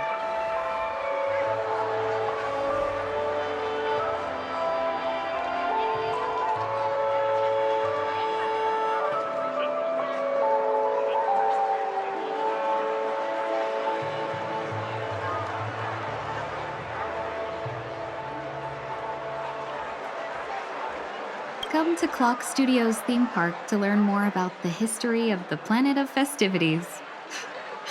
I think the General will like this gift. Finally, we have Lady Bailu of the Alchemy Commission. She loves excitement.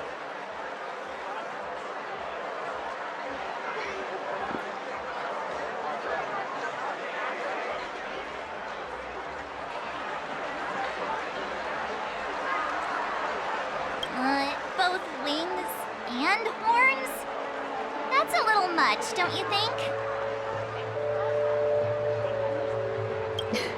You carry yourself with such dignity and grace, but you still have the heart of a child. Lady Bailu loves these types of accessories. Let's go with your suggestion. That's all of them. Please wrap them up for me. Thanks to both your help, everything went smoother than I expected. And it looks like we still have some time to spare. Why don't we pay another visit to the Dreamscape sales store? You can find memory bubbles pretty much anywhere, but Penacony's dream bubbles are extraordinary. Even if we don't get them as gifts, we can keep them as souvenirs for ourselves. A souvenir for myself? That's definitely an idea I can get behind. But there's one more thing I wish to do. Since this is our last stop, could I have a word with you two in private? Perhaps somewhere more secluded. I'd like to discuss a personal matter.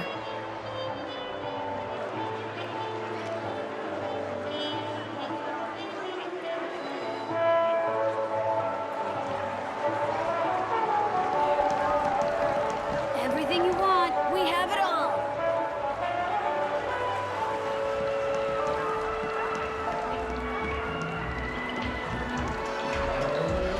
This is a good spot.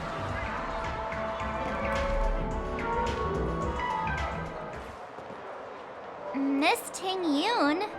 What's this about?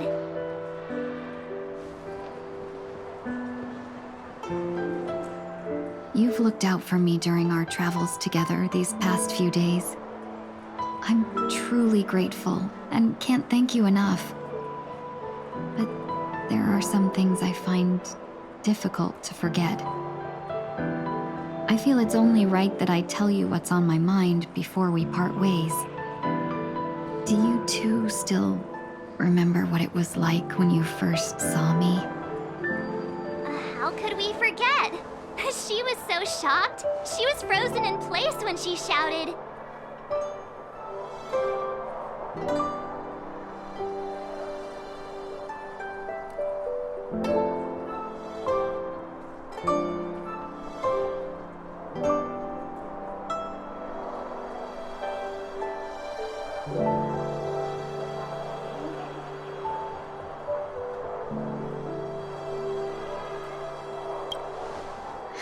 Exactly. And that's precisely why I haven't been able to shake off this strange feeling in the days since I started traveling with you. When I asked for your names, I couldn't help but think that this first encounter was actually a long-awaited reunion for you. I've heard about what happened to you on the Xianzhou. And I've got to admit that Fantilia's disguise was so perfect, it was like another me tricking everyone. Yeah, we couldn't even tell when you were replaced by Fantilia. I figured it happened when we were after Kafka. You vanished for a while. I thought you must have come back as a double. But it was much earlier than that. That thought has me filled with sorrow. As if a piece of my life had been stolen away, and I had no part in it. That's what I've been puzzled about, too. I never actually saw how Fantilia managed to disguise herself as me. What was your impression of that Tingyun, if you recall?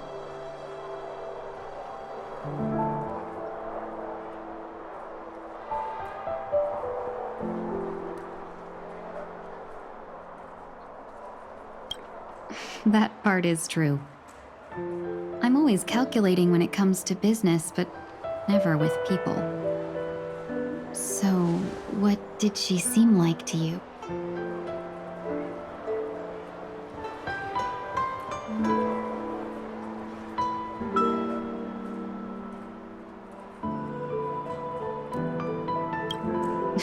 I'll just assume that's a compliment.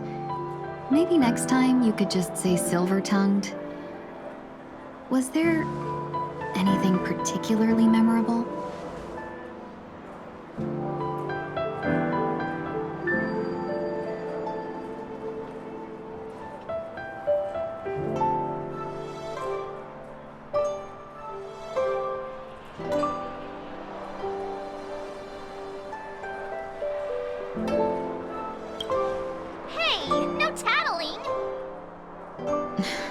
Now the final question. In your eyes, am I just like the Tingyun you remember?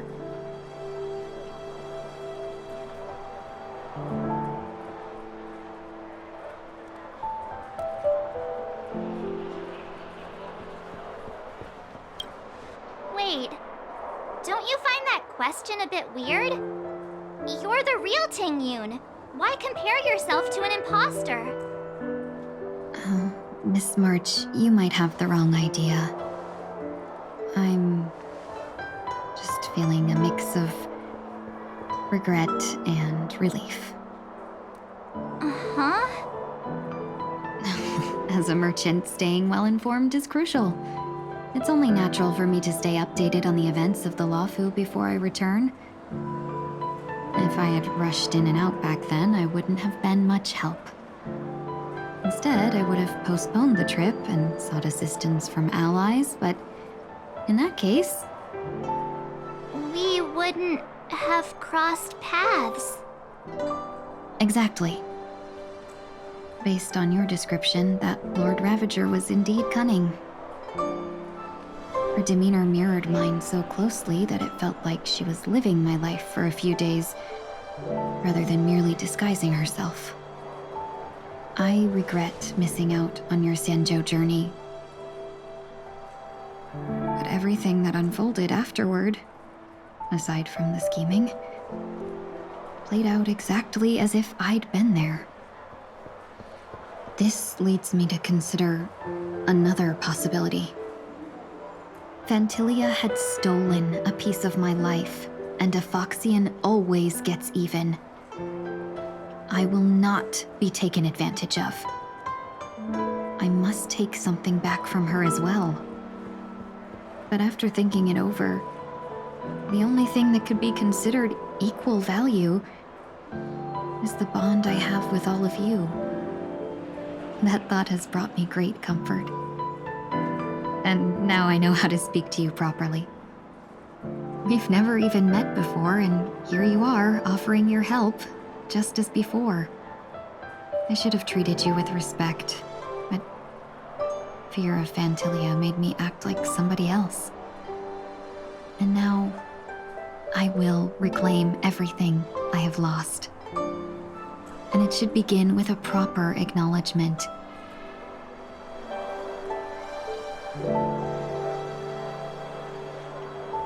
Dear benefactors, I extend my heartfelt gratitude to you.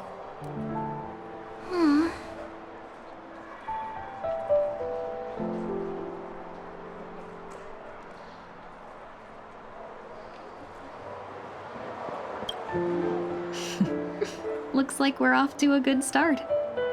Moving forward, I'll definitely be trying more things like this from now on. And you, my dear benefactors, will be my source of courage. Miss Tingyun, that's way too over the top. Just don't make any risky decisions. It might overwhelm her. We'll see. I just hope the Tingyun in your memories won't be tainted by Phantilia anymore. All right, no more questions. I hope I didn't take up too much of your time. Let's continue on our way.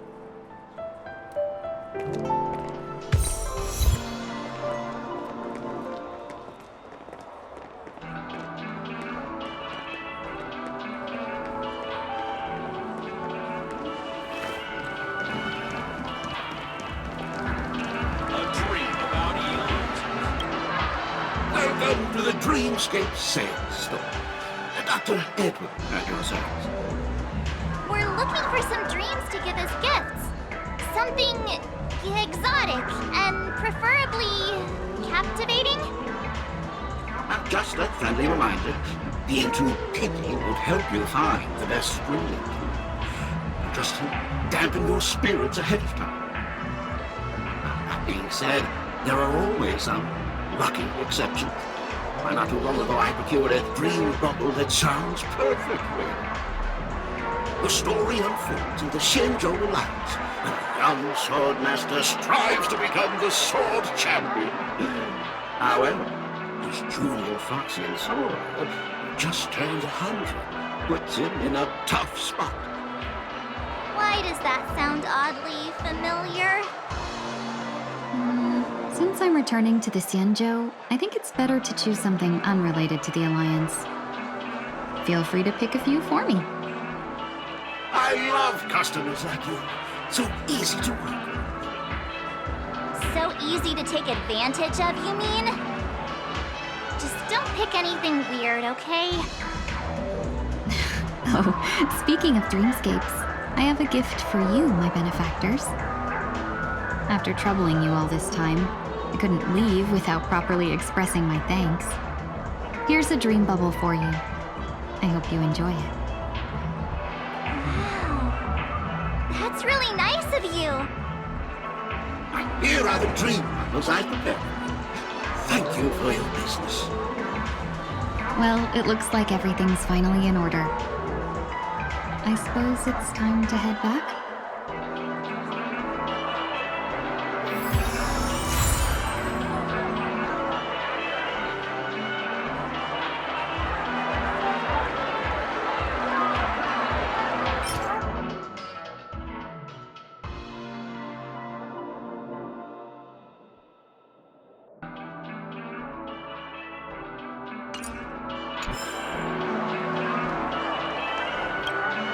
Maybe you're looking for some psychoanalytic.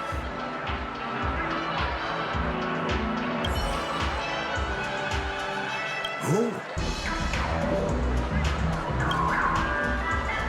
Then please, close your eyes.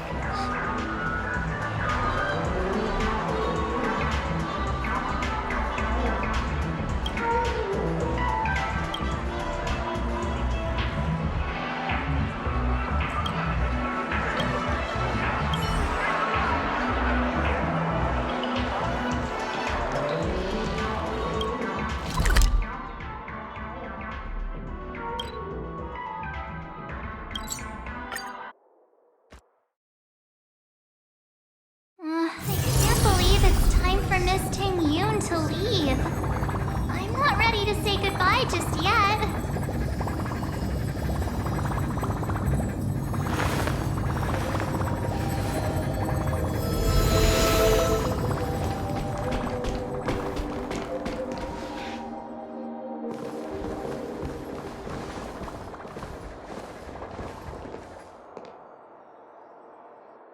Yeah, we got delayed on the way. Mr. Yang will explain in detail when he gets back. Has the messenger from the Xianzhou arrived yet?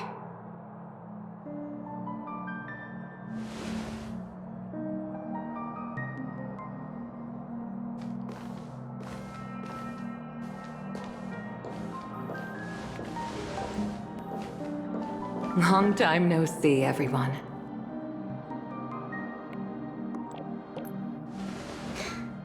Madame Yukong?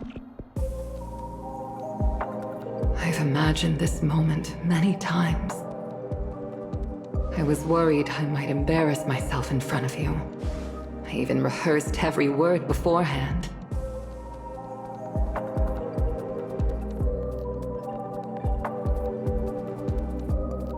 But now it seems it was unnecessary.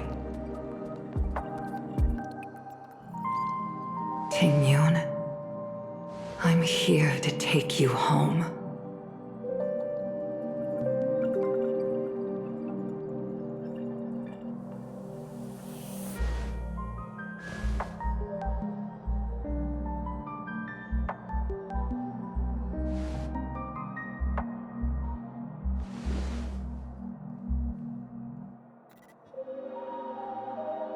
Madame Yukong, I wasn't expecting it to be you. What a wonderful surprise. I wanted to come because, after all, it's you who's coming home.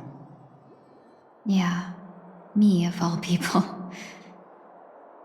Your body. It's going to be tough from now on, isn't it?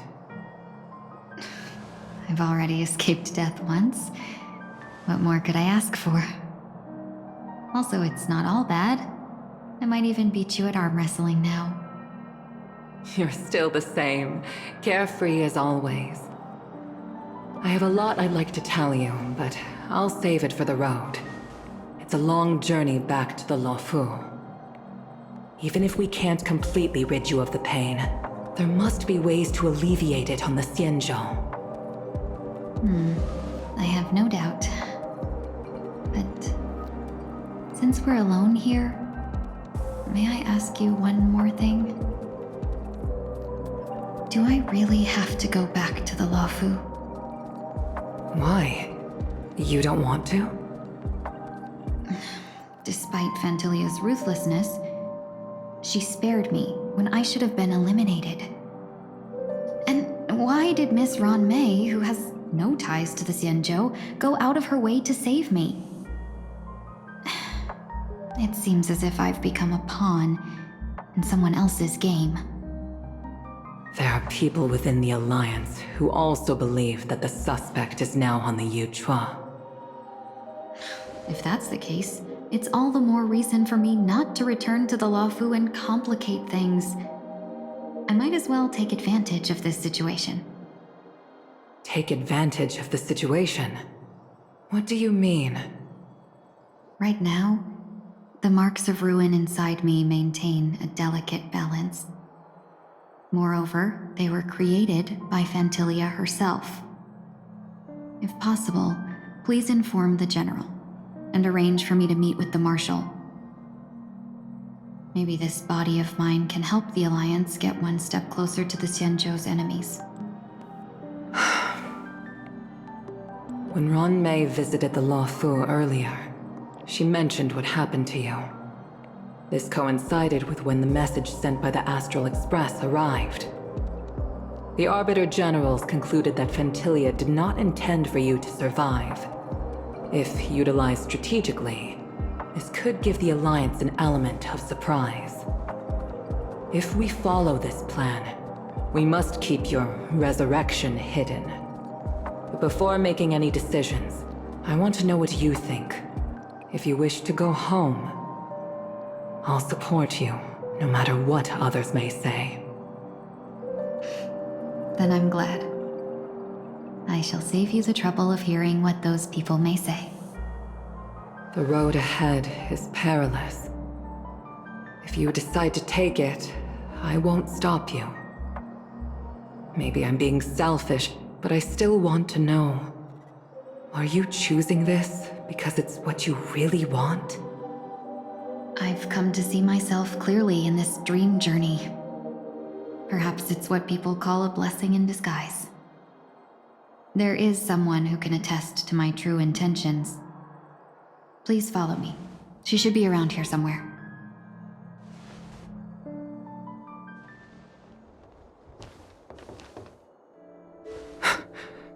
Is that...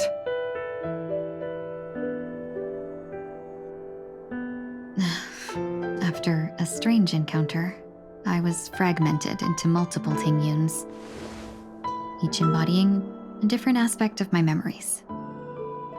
And one of them hasn't returned to me, because she ventured too far.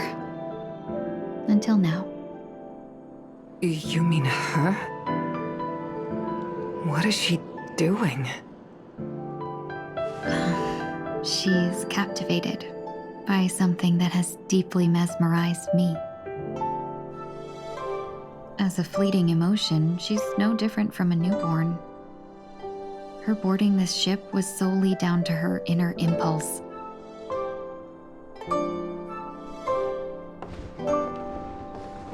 Madame Yukong, do you remember? Perhaps that was just an ordinary flight for you, but for a certain child, was her first experience with the sky.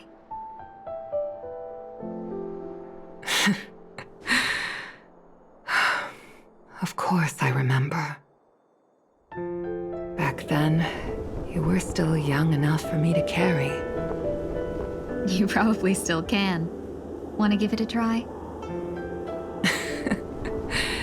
I'm afraid you'd be too heavy for me now. Just kidding.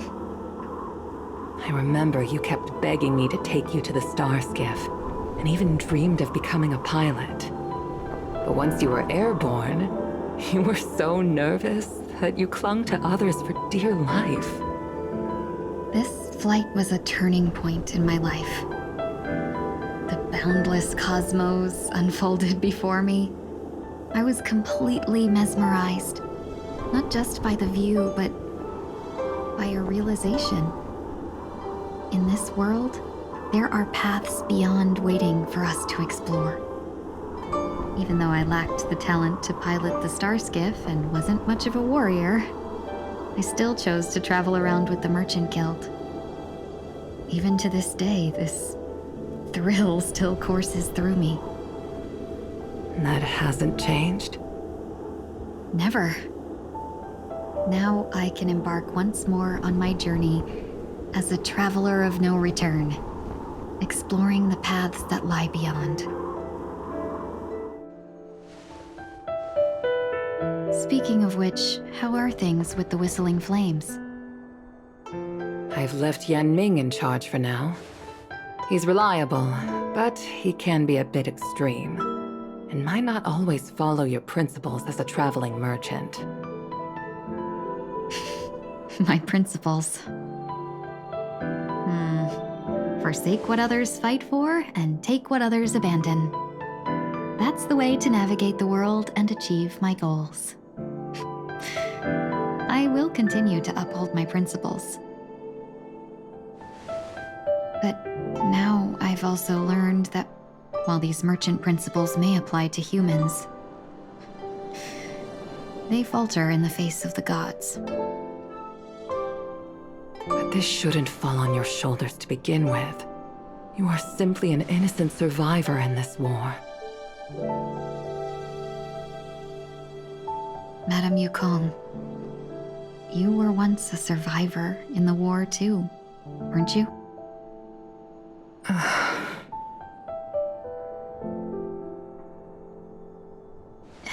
In a hazy dream, I vaguely remember someone telling me that the inescapable price of survival is often more adversity. But Madame Yukong, the gods use humans as pawns in their cosmic game, sacrificing countless innocent souls. Have you ever thought about making them pay? Every moment of every day. But as inconsequential as we are, how can we escape the fate of being mere pawns? If I could choose, I would never want you to become a pawn. I just wish you could still be that carefree little fox, not caught up in this war. Don't be disheartened, Madame Yukong. Thanks to the favor of the Lord Ravager, I've become a player in this game. Remember, it's often the unassuming pawns, the lone traveler, or the worm that subdues the dragon, that leave even the best strategists helpless. So, now I'll become a cunning speck of dust and make those masterminds behind the curtains sneeze a few times.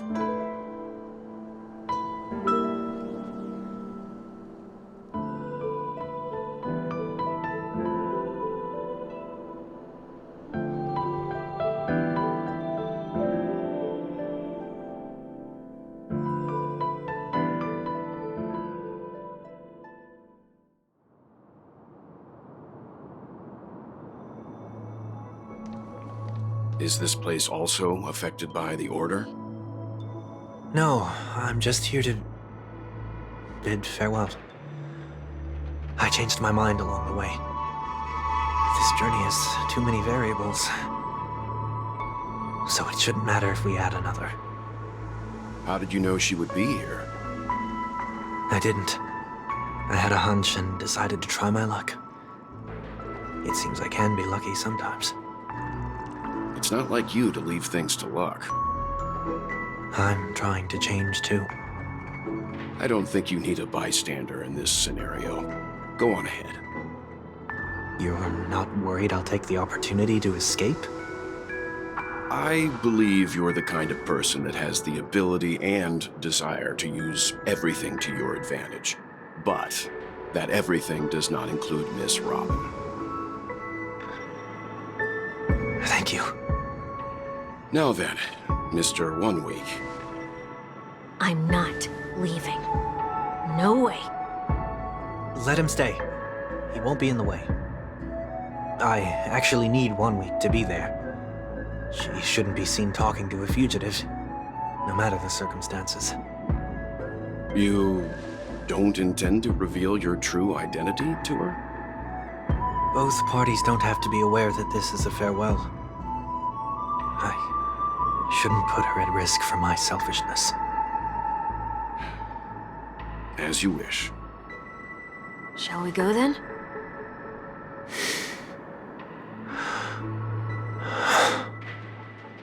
Let's go. Our journey can't begin if I can't take this first step.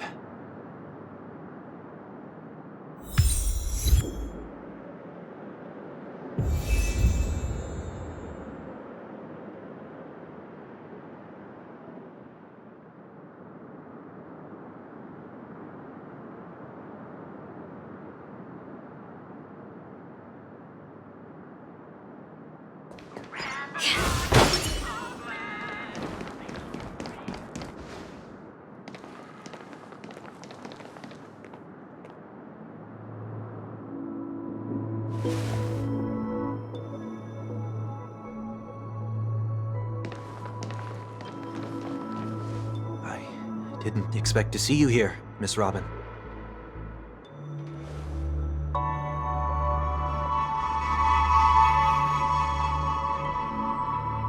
My name is 1 Week.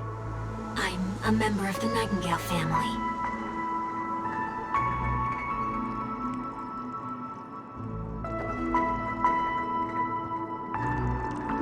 You're too kind, Miss Robin. You must be very busy. What brings you here to Dream's Edge?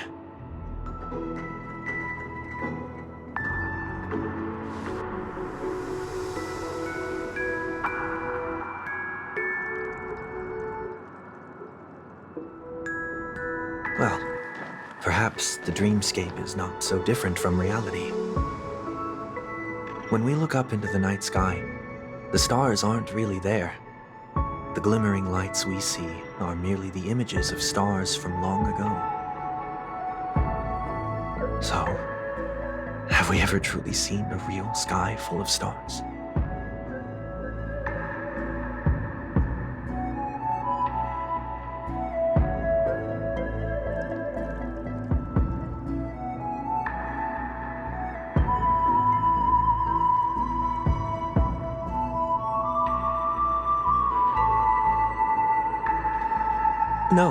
No. Today is my rest day. There's going to be a show later, so I came early to find a good seat. It's somewhere farther away. They say it's a farewell performance. The kind that's better to listen to from afar than watch it performed live.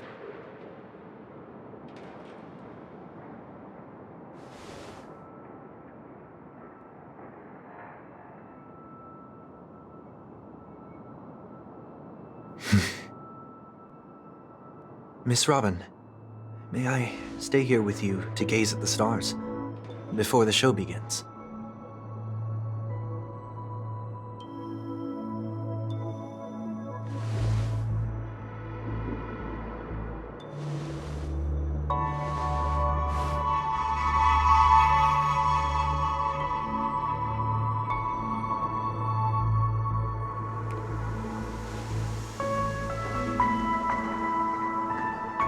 Still, these stars are unfamiliar to me. I don't recognize any of them, and it makes me feel uneasy.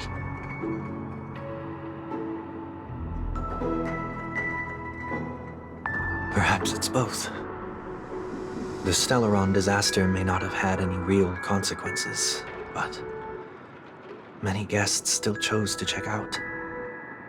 Now the hotel feels quieter than before. It makes me wonder what Penacony's future will be like.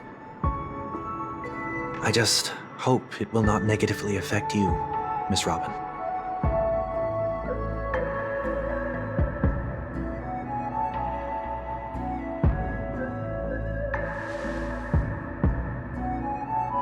Did the person you wanted to say them to leave?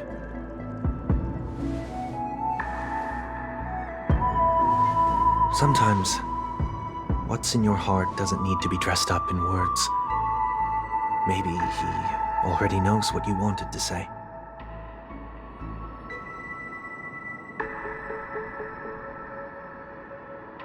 If you don't mind me asking, who is it that you wish to encourage?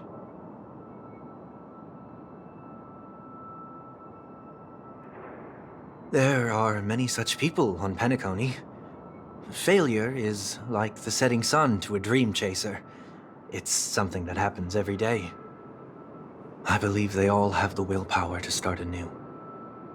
Especially after receiving a smile from you, Miss Robin.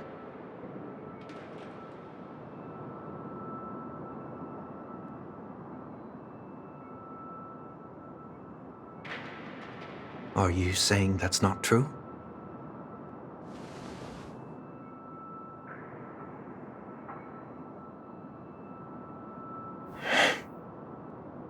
Failure may be a good thing for someone like that. Being able to reflect on one's actions is a valuable quality to have.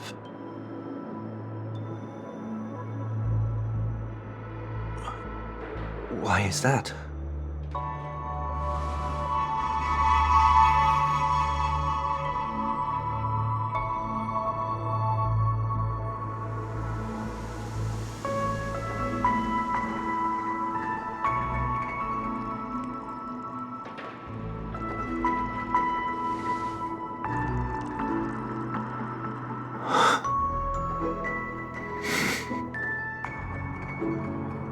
I hope so.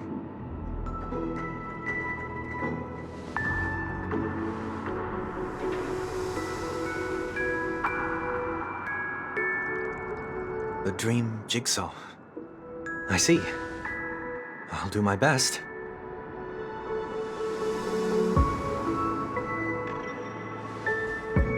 I'm still inexperienced, so let's just hope we get lucky.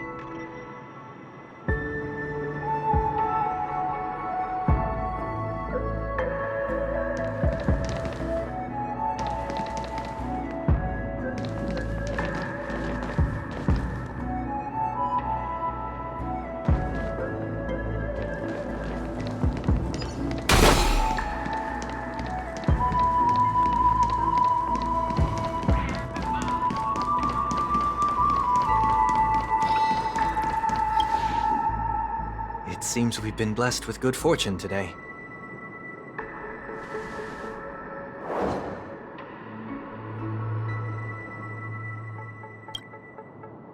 Another Dreamweaver probably left this behind. It's a habit for this profession. They hope to use these blessings as a foundation for the dreamscape.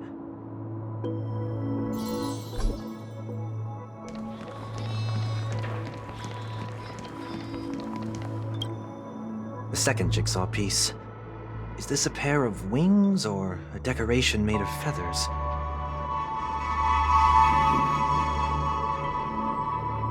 We should keep looking.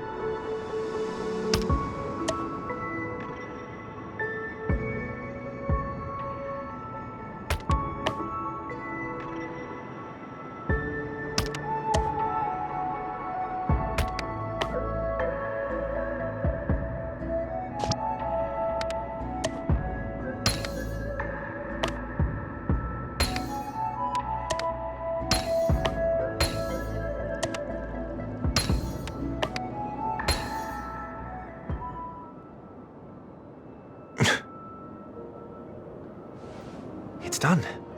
Have a look.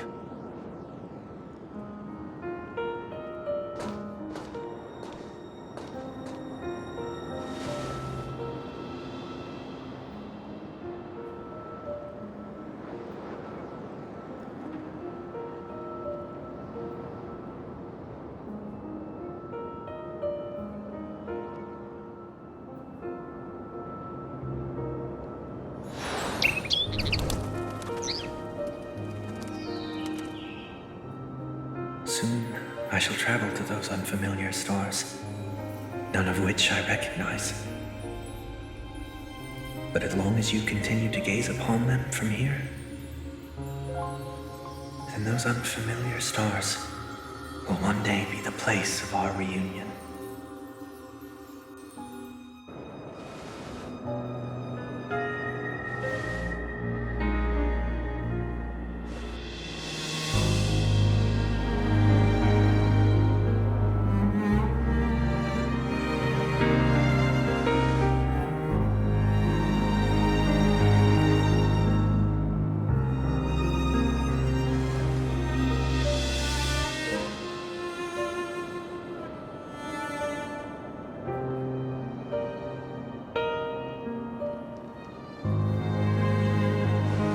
That didn't seem like a perfect goodbye. It's enough.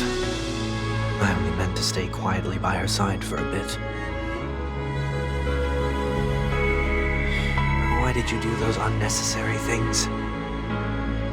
What things? Those 2 notes. If someone finds them, they can be used as evidence against her.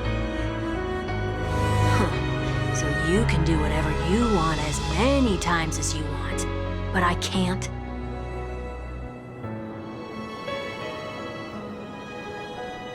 I don't want to live with regret for the rest of my life either. Live with regret. We're almost done saying our goodbyes, right? Yes, we only have one last stop. But before we leave, I have a question I'd like to ask you, Mr. Yang. I'm curious. Why did you become a Nameless? Why the sudden interest? I always had a feeling that you would never give up on someone who needed help. After spending time with you, I'm even more convinced of this assessment. At this very moment, there are countless worlds above the sky still waiting for the arrival of the Astral Express. Yet you and your companions have chosen to stay here. All for an old friend you never knew, and a notorious fugitive. To trailblaze means to forge ahead. Yet, you stop and spend precious time on people just passing by. All the while you believe this is the natural course of action? That's not what I think at all. Besides, the watchmaker also made a similar choice. And because of that, he bid farewell to the Express and never walked among the stars again in his lifetime. Not all journeys lead to the stars. Even if we leave the Express, some trailblazing paths will still continue. You can think of it this way. The title of Nameless doesn't belong to any one person. Each individual will have their own view of what it means to walk this path and will always try their best, no matter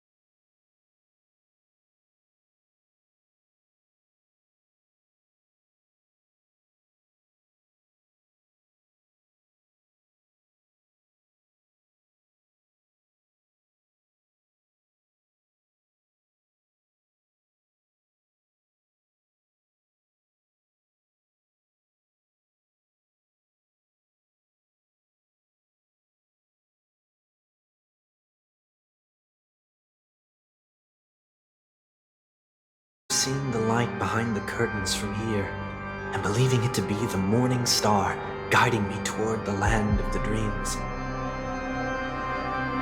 When I returned here many years later as the head of the Oak family, I finally learned that the light was actually a Stellaron. Now that you've returned to the stage, what are you planning to do? Prepare for my departure. I've always believed that a person's starting point should also be his last stop. Have you ever seen the elderly at the end of their lives? As they welcome their final moments, they invariably raise their hands, stretching their arms into the emptiness. Much like how babies also stretch their arms into the air when they are first born. Humanity flaps their wings twice as they complete their journey. Once when they are born, and once when they die. In order to flap my own wings and soar again.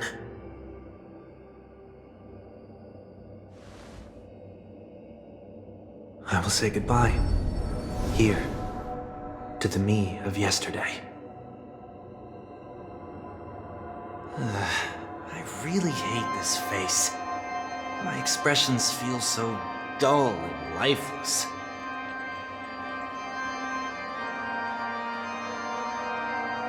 I see. That explains why something always felt off about your appearance. The halo above your head that symbolizes the harmony, it's been missing since the moment we reunited. It's true that this ring was bestowed upon our people by the heavens. But that doesn't mean it can't be thrown away. While I was in the gallery of thoughts, at the entrance of the dream, I chose to completely sever the halo from myself. Why? I am a fugitive, after all. I must remove any chance of being detected by the family. Another reason is to feel pain. A pain like falling from the sky with broken wings that can keep me awake. This is how I can cast aside all the blessings of the harmony and the order and, for the first time in my life, enter the sweet dream as an ordinary person. Is that also how Mr. 1 Week came into this world? No. You wouldn't believe the real story even if he told you. He was born from an accident, one that you're actually quite familiar with. It was that try not to laugh challenge. Quite embarrassing, to be honest. I was roaming around as an ordinary person when I unfortunately fell into that Pepeshi's trap. The prank that fragmented Miss Ting-Yun also divided my fragile self into two. Are you saying that he's a part of you? That's quite surprising given that you two look nothing alike. You could say he's another possibility of me. I too was once a child, with aspirations buried deep within. Over time, those childhood voices grew increasingly faint. Maybe if I had made a small change in my childhood, I would have turned out to be exactly like him. What a pity, failing to become a better version of yourself. So, my final farewell will be like that of Miss Ting-Yun. I will perform a tuning on myself and return to my complete form. And this also means that 1 week will vanish for good. That's why I said this was the last stop. Is there a possibility that you will be the one who disappears? No. This is a foregone conclusion. But who's to say there won't be any changes? Maybe deep down, I'm also anticipating this possibility. Regardless of the outcome, you will have a witness. I'll be waiting for you in the audience. Much appreciated.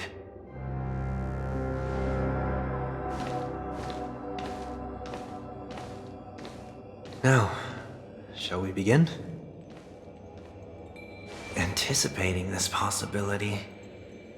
You've really changed. In the past, you wouldn't have tolerated any noise at all. I'm about to embark on an unknown journey where it will be impossible to maintain my orderly life. I will have to navigate unexpected surprises, much like today. You're not ready at all, are you? I feel unsettled, maybe even scared.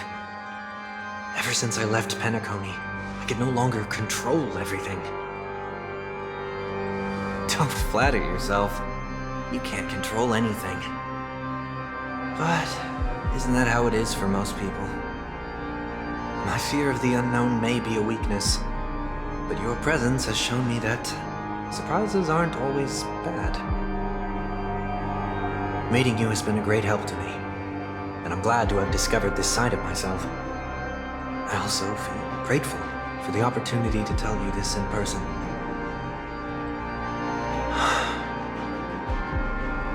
I truly dislike you.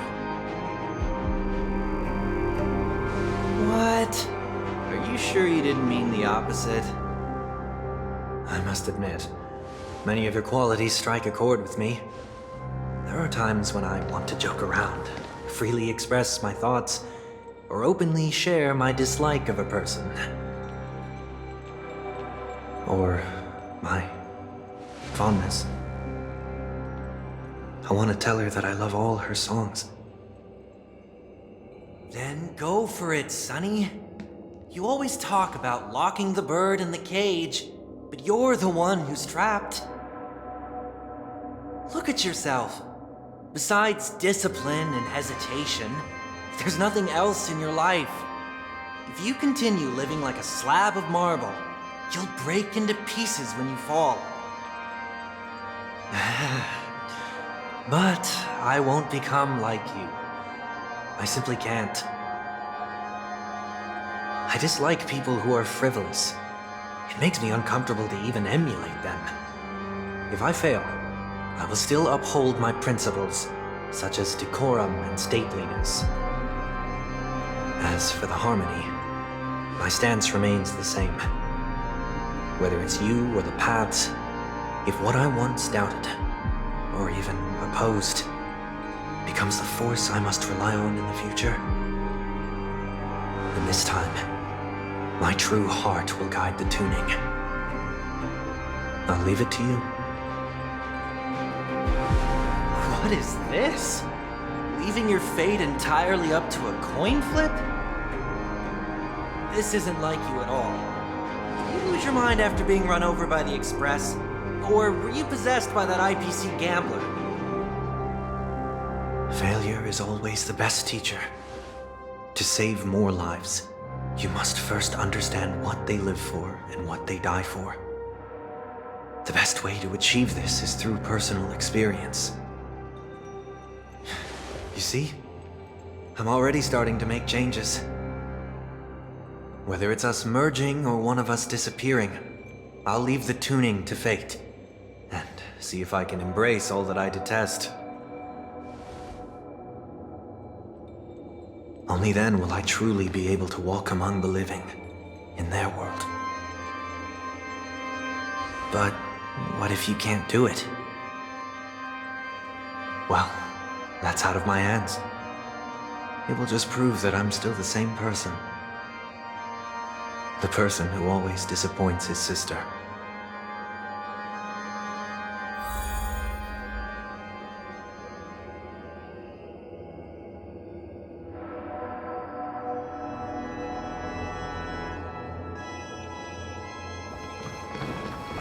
Falling is just another name for flying. That's why I rejoice at my broken wings. Step into the mortal world to see how it truly is. Then, be born as a human and die as one. And with my last breath, I'll join the weak in reaching my hands toward the sky. On the planet of festivities, whatever identities I once had, they no longer matter. It's not the gods who answer us, but ourselves from the future. I don't have much to say. But, as it's time to part ways, here's one last piece of advice. When telling jokes, be sincere. Don't sweat the details, and above all, don't explain them every time.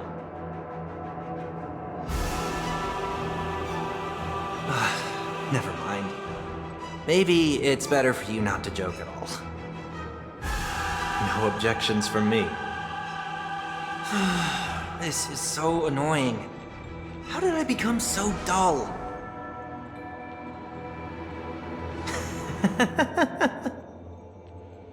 Well, despite everything, try not to be too hard on yourself. There will always be people who are sad.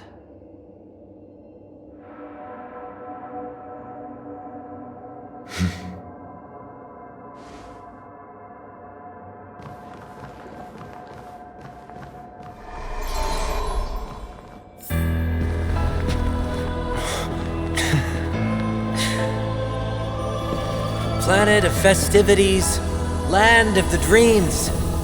I say goodbye to my home. Should one desire to leave the stage for good, one must first step back onto the stage!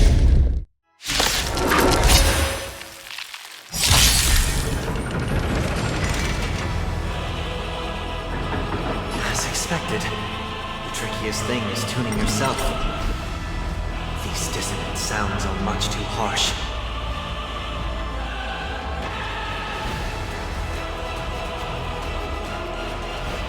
Time to play the next piece. Time for the master. Show no mercy.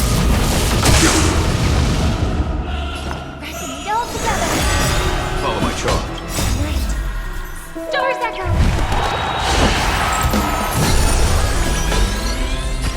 Conflict. Trinity is before me. There's no time to lose. This mortal form will watch over you, guide you on your path. Here, it's unholy noise! Echoes of the past, you need not fade away. To the stars! Noise is fading! Watch it! Time. Show no mercy. Time has come. Let it be revealed. Is it inevitable for me? Conflict.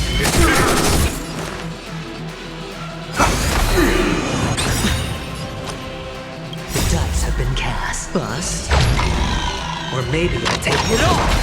Noisy.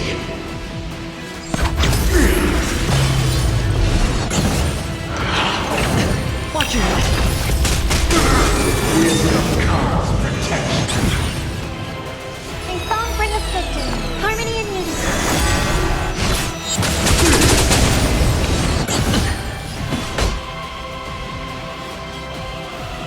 Here,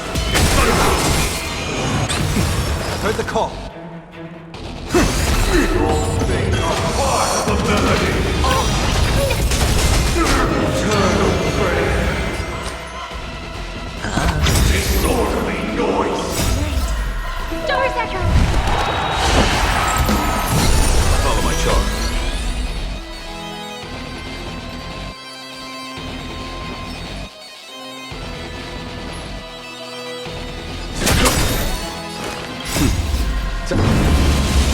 Show no mercy. Trinity is before me. Conflict. Disorderly noise.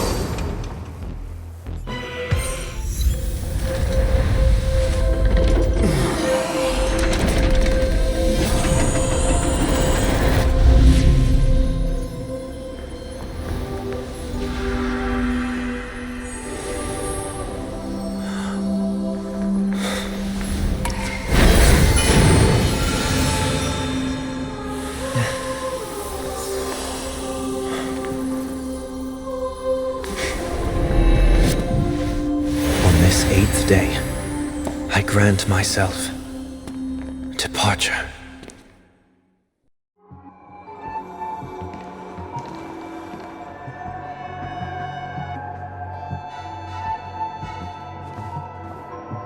Well, how should I address you now? Mr. Sunday or Mr. 1 Week? Whichever you prefer. He's probably mocking me from inside right now. Thank you for accompanying me through all this, Mr. Yang. This farewell journey has come to an end. What are your plans after leaving Penacony? At this point, there's no need to hide things from you. I believe there's more to the incident involving the Stellaron on Penacony. Are you suggesting that the Dream Master wasn't the one controlling the Stellaron? Don't worry. The Oak family was indeed behind seizing the Stellaron and resurrecting the fallen Eon during the Charmony Festival, and you've already defeated them. But Mr. Gopher Wood once told me that all the Order's efforts were aimed at avoiding the same mistakes that the Harmony made. My guess is that the family from the Montour system must be involved. Unfortunately, too much time has passed to verify that. Penacony is just a small territory, and even the family heads with their authority cannot enter the sacred site of the Harmony and inquire about the true will of the Great One. In the worst-case scenario, if Xipe turned a blind eye, how could the strong defending the weak hold up? Mr. Yang, I just want to tell you this. The Harmony has more than one side. They can be the most steadfast ally of the Astral Express, or the most fearsome enemy. Well, thank you for being honest with me. The efforts of the crew on Penacony were driven by the same concern. After all this, the Harmony and the Preservation will keep the situation on the planet of festivities in balance. With the momentum from the Trailblaze, more forces will arrive and Penacony will become a public space in the cosmos. Freedom is the only answer the Nameless can offer. I'm glad that Penacony needs it. You and I both strive for a peaceful society, even if our reasons are different. And you've gone even further than I have. If not for our paths, perhaps you and I wouldn't be in opposition. Don't sell yourself short. We're not fundamentally opposed. Otherwise, you wouldn't have shown me mercy in front of the Dream Master. This shared journey is my way of repaying you. After all, you are one of my trailblazing goals.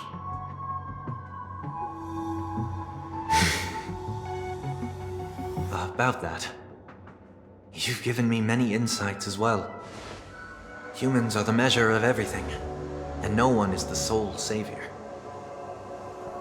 Creating a paradise remains one of my lifelong ambitions. As I move forward, I realize I must build it brick by brick. Therefore, I have a request that I hope you'll consider. While I lack the will to trailblaze, nor can I become a true Nameless, I admire your convictions.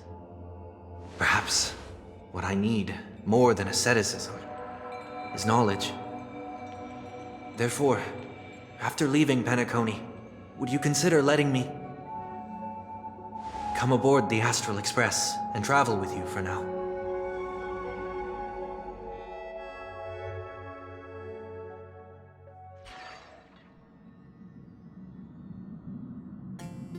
So this is why I brought him here. Mr. Sunday wants to join us on the Express. Of course, I can't make that decision alone.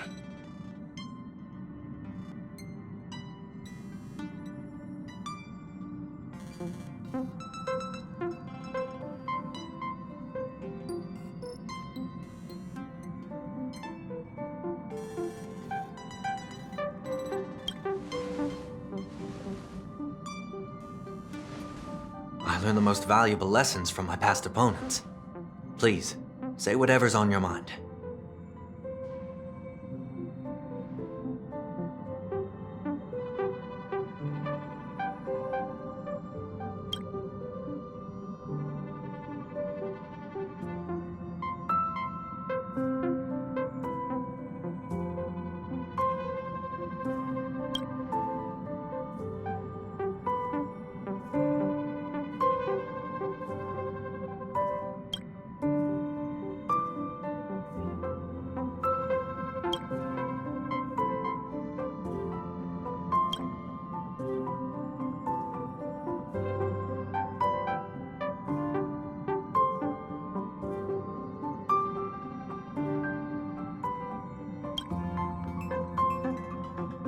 He's just traveling with us, not an actual member of the Express crew yet. Your newbie status is untouchable. Thank you all for your forgiveness.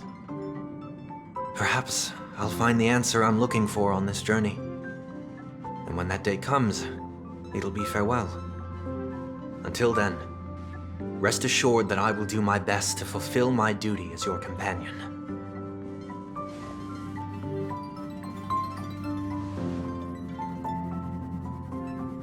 Now that our business on Penacony is settled, it's about time we get back on track and prepare for our next warp jump.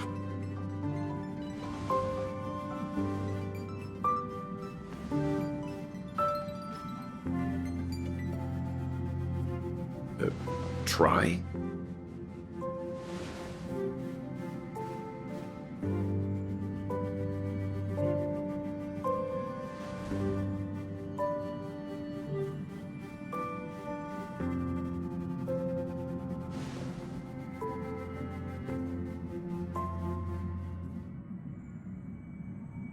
No, we're still not quite there.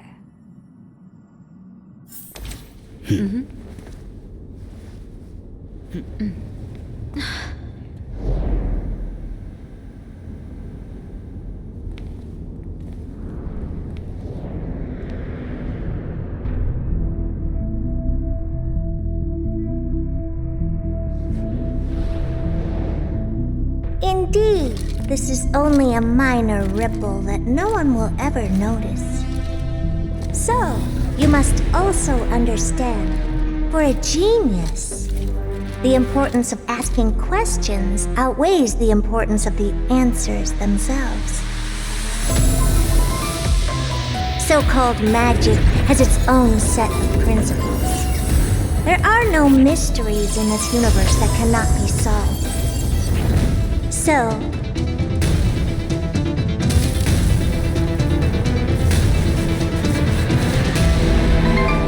all-seeing presence, I ask you this. What is divinity?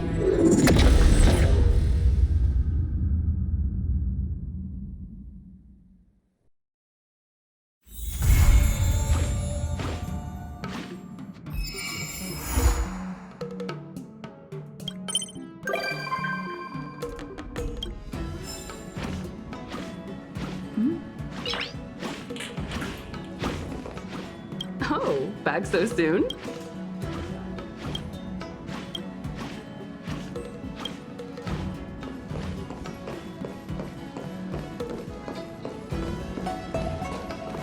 Hey, how would you describe Mr. Yang?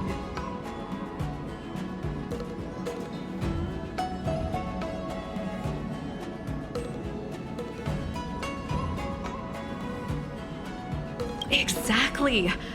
You won't believe this, but I was talking to Mr. Yang about my career as a mechanic and my time in the Silvermane Guards. Somehow we got onto that so-called engine of creation. As soon as I started talking about it, he jumped out of his seat in excitement. Scared me half to death. He wanted to know everything there was to know about its technical specs and whether I'd ever had the chance to ride in it. Sadly, I had to tell him I never saw the robot myself. You know what? He got me excited too. Let's find a time to head into the Northern Valleys and check it out.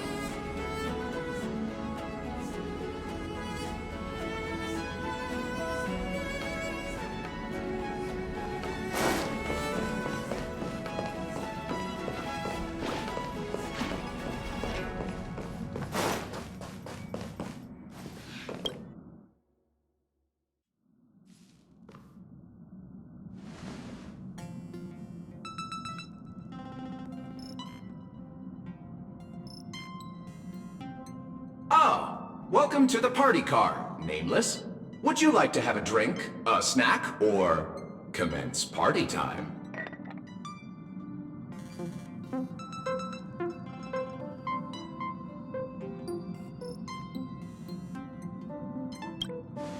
It's party time! Oh, you're the only Nameless here. We can't start a party with only one person.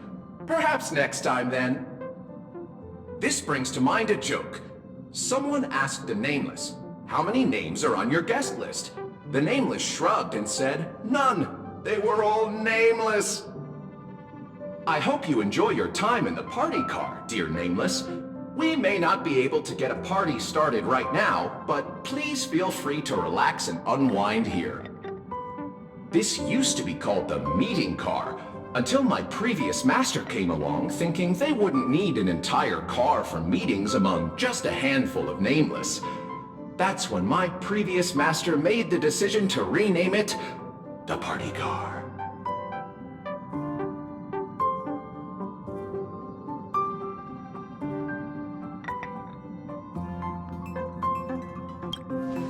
As a robot drinksmith, my design ensures I remain appropriately inconspicuous. The fact that you don't remember me is precisely as intended. Should I introduce myself again?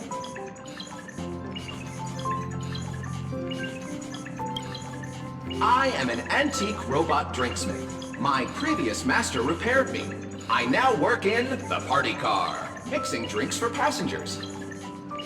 I should mention that the conductor and Miss March 7th went up to your room looking for you a short while ago. Perhaps you should go and see them, to save them the hassle of looking all over the place for you.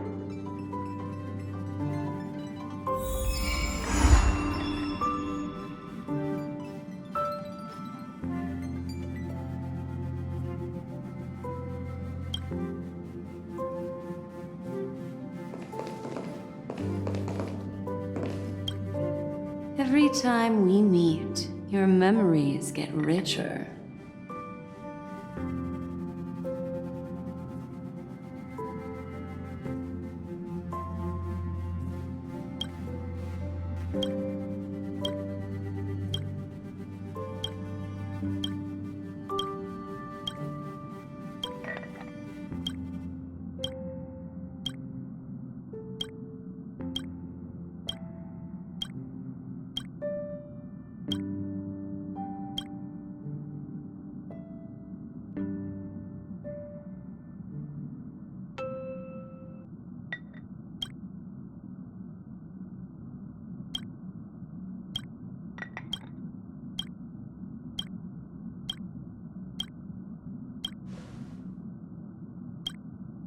You seem a little hesitant.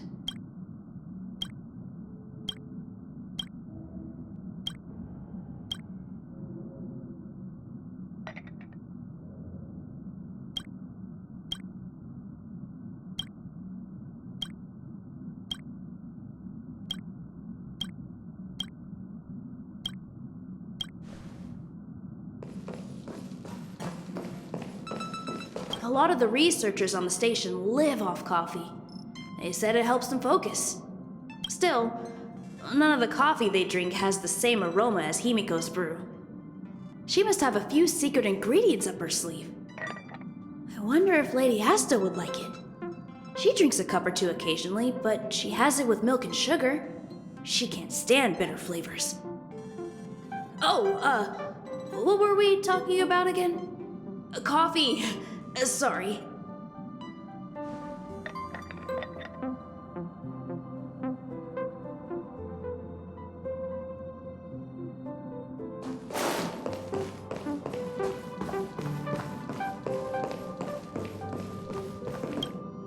I hope we will walk the same path next time.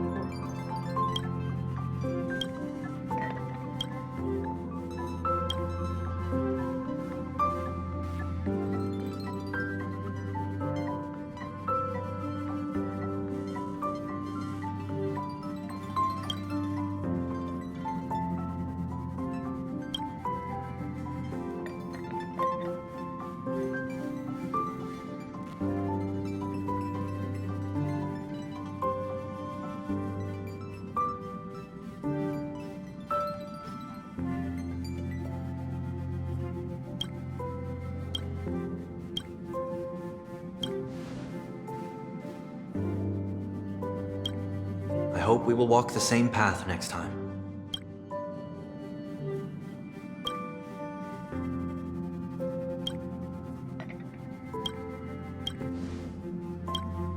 Sincerest greetings, as always.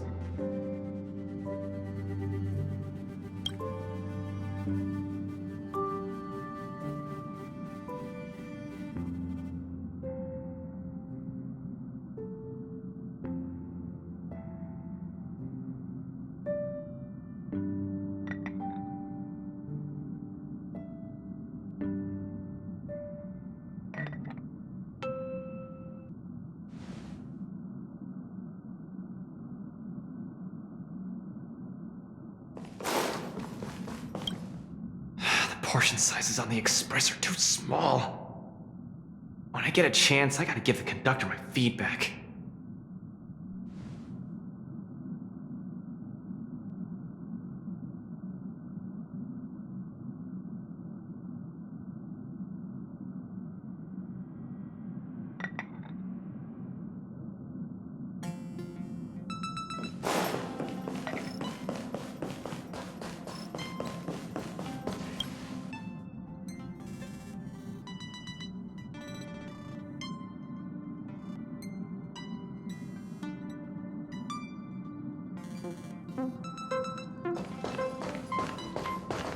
There you are! Pom-Pom has been looking for you all day! Are you daydreaming? This is your room, silly. Where else would we go to look for you if not here?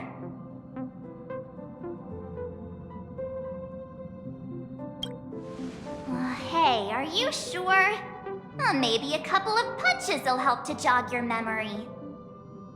Aw, looking at this mess reminds Pom-Pom of the time when they first joined the Nameless.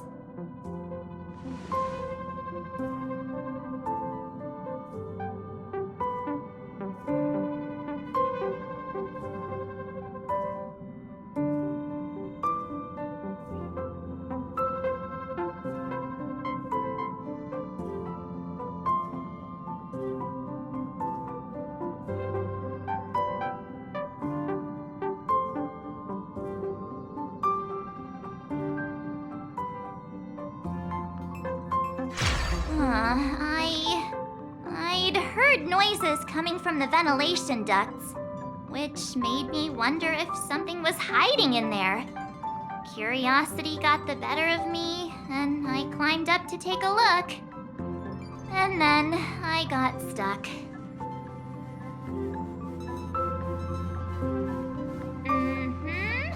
I found somebody else stuck in the ducts. Her.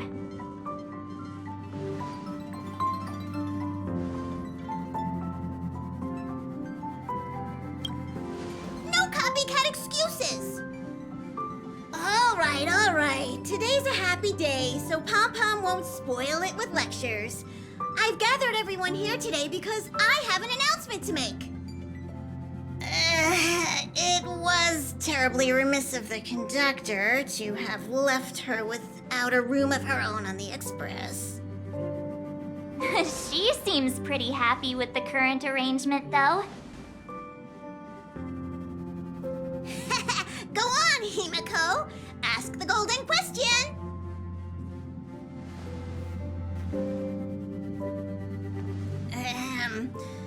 Then here goes. Will you join the Astral Express crew as a Nameless?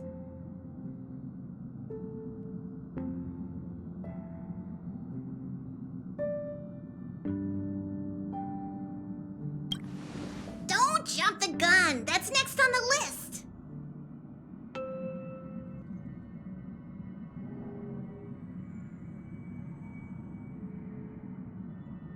Exploring the far corners of the universe will seem more exciting than just looking out for yourself. You'll step out of your comfort zone to set forth on adventures into uncharted territories.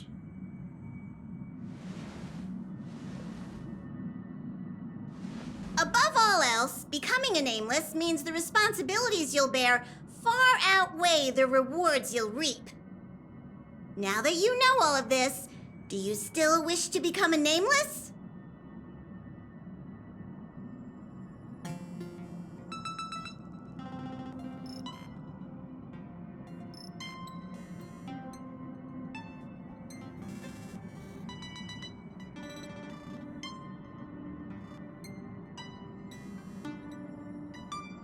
Aw, yay!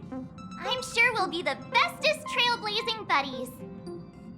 Since she has made her decision, let's gather round and formally welcome the Astral Express crew's newest member!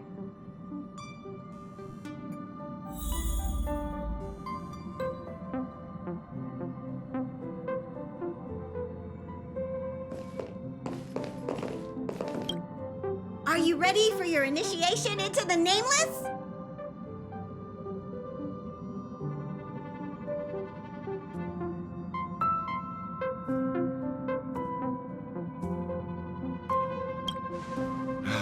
You youngsters are so full of energy. I'm jealous. Let's recite the Trailblazer Creed. Now, please repeat after Pom-Pom.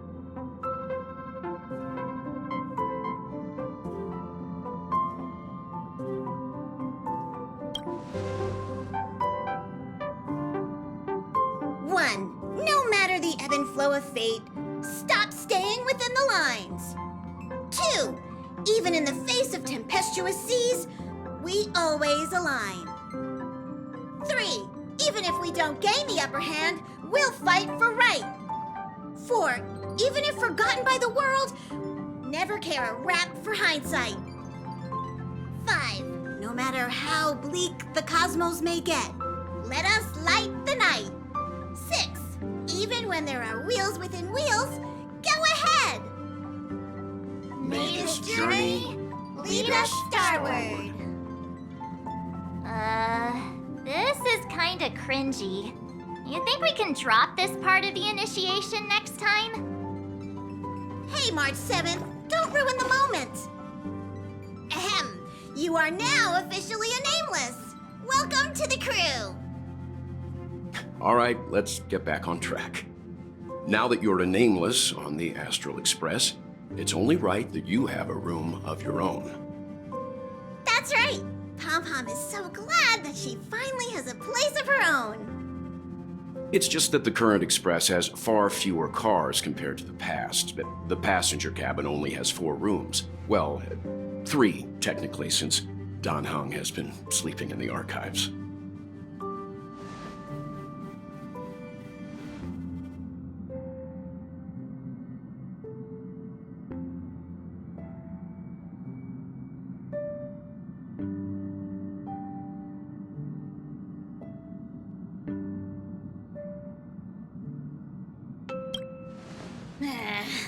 Okay, you can room with the Express's engine then. Her room doesn't have to be in the passenger cabin, actually. He's right. There's an unused room on the second level of the party car that you can move into. Let's go over and check it out.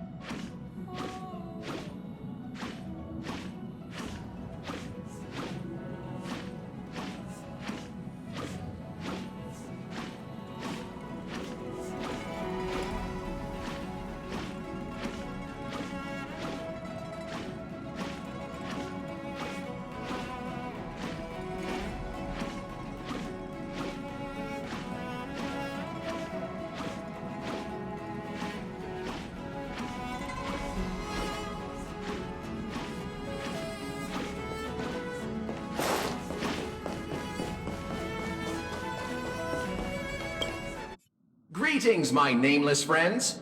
My, look at those sunny smiles. Has something good happened? Don't tell me. Is it finally party time? How about a joke to kick off the party? I have just the one for you. Behold, a night of beauty on this night of beauty. Night and night sound the same. Get it? Ah, homophonous puns. You can't help but laugh, can you?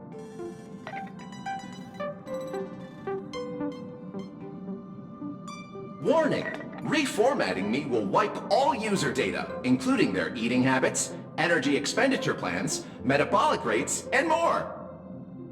Mishandling during the reformatting process may also lead to serious consequences, including but not limited to disruption of the life support system and derailment of the Express. The loss of dietary data may even result in a new subsysteleron disaster. I'm sure you've already realized, but that was just a joke for before the party begins.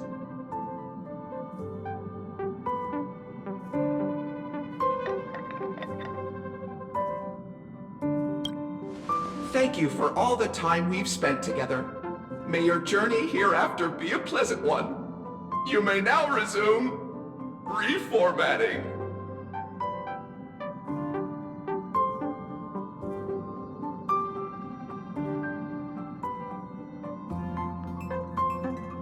Thank you for aborting the reformat operation. Rest assured, I shall continue to serve the crew diligently. Why is there only one option? All this excitement really takes Pom Pom back to the old days, when this car was still known as the meeting car. The passengers would gather here and eagerly debate over their next destination.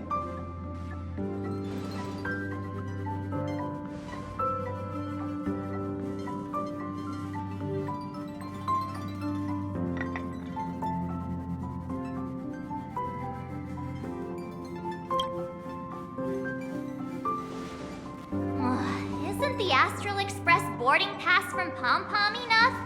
You already have the biggest room on the Express, so just be happy with what you've got.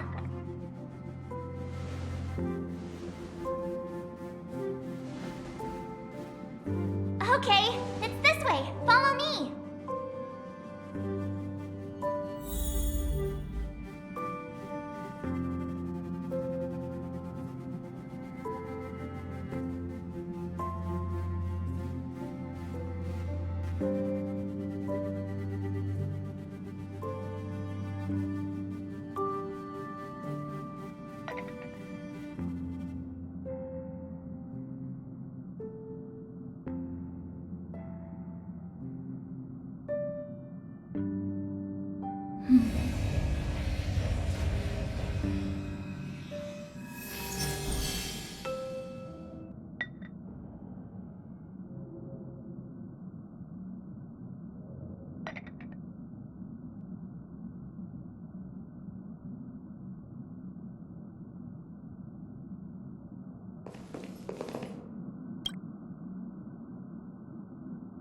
Okay,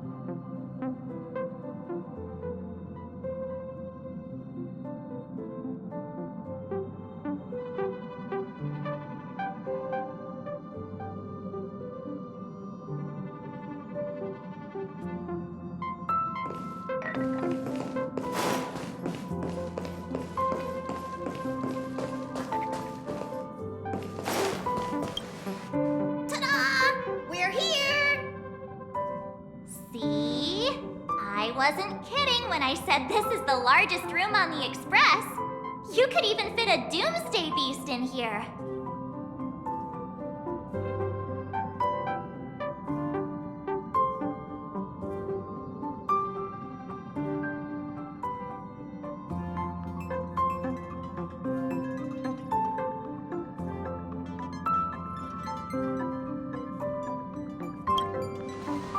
That'd be the least of your worries. Even if a doomsday beast were here, it'd have to sleep in a cardboard box for now. I hope you aren't actually thinking about keeping those things as pets. The room is admittedly kind of messy right now. But so is everybody else's when they first boarded the Express. My room may look pretty fancy now, but that's because I put a lot of effort into designing it myself. May I remind you that your expenses on lifestyle essentials have grossly exceeded your Express Fund budget? Carpets, pillows, rocking chairs, and jumbo pom-pom toys are lifestyle essentials, aren't they? Do you really need over 20 pillows, though? Of course I do! How else would I have pillow fights? In any case, to prevent such situations from happening again, I must reiterate the rules for accessing the Express Fund. Firstly, the conductor is in charge of all resource allocation within the Express. If you need any renovation work done, look for Pom-Pom. Secondly, since you're now officially a member of the Astral Express, you must be responsible for your share of duties aboard. Only then can you exchange the corresponding amount of Express funds for supplies from Pom-Pom. Unless you want to sleep in a cardboard box, I suggest prioritizing the renovation of your bedroom first. Wait a second. Pom-Pom will provide her with the renovation funds. Then she will use those funds to pay Pom-Pom for the renovations. What's the point of that? Just get the conductor to renovate her room directly. This is called procedural justice.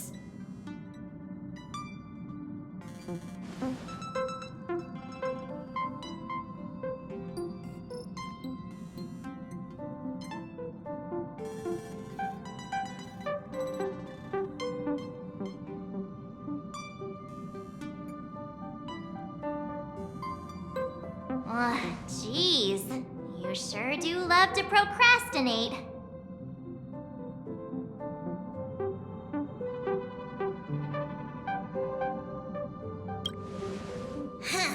Pom-Pom knew it. But Pom-Pom also knows that the first step is always the hardest.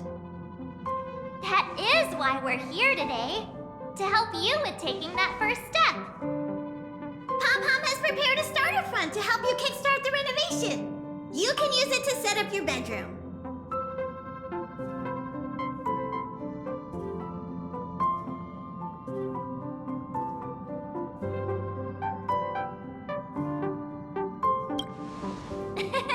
Appreciation is better shown with actions.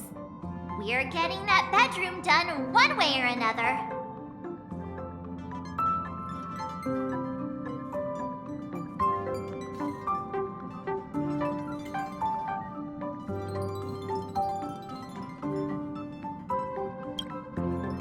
Yay! Let's do this!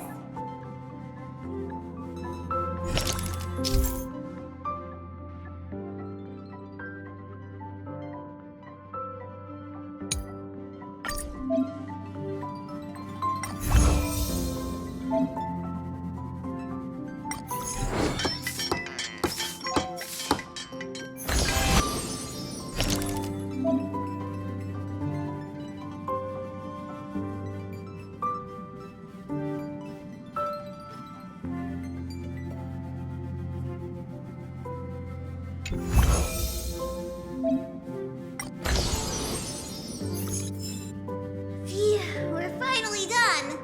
She has finally taken her first step toward completing the renovation of her bedroom. Pom-Pom is so glad. I was worried I might never see this room get completed. One small step for her, one giant leap toward humankind overcoming procrastination. We're still lacking a pillow in here. Although someone who can sleep comfortably on a cardboard box probably doesn't need one.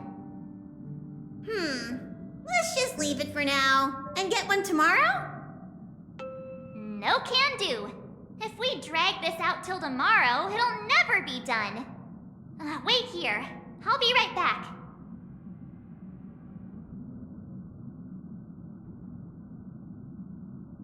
Here, use this pillow for now. It's a good thing there's no shortage of pillows in my room. I told you pillows were essentials. Oh, not bad! Hurry and place the pillow on your bed.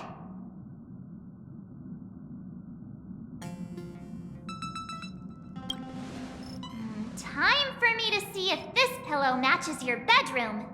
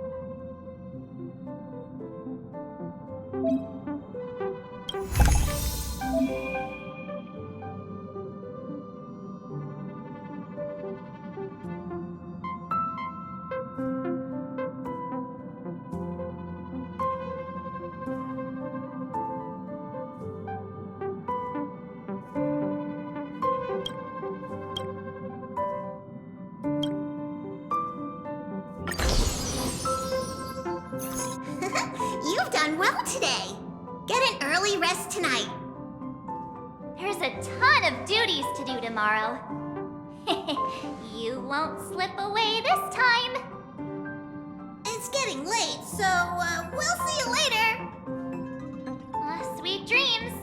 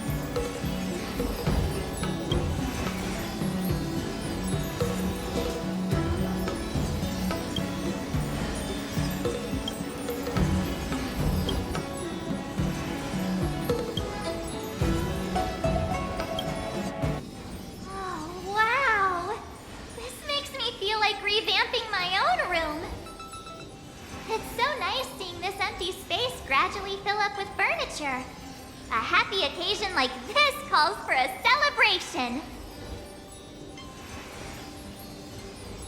No, silly. I'm talking about her celebrating in her own way.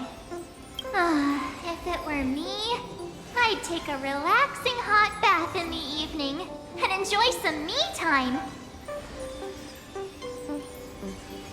It's concealed, of course. Ever heard of secret rooms? All I know is she deserves to take some time off for herself. Even though your room is set up, you must remember to keep up with your duties. The express will be departing soon, and there's still so many things to do. Congrats on the new home.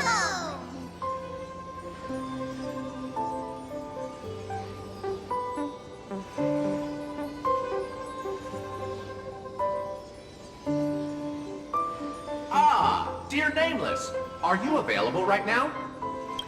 Good evening, my nameless friend. Would you like anything to drink?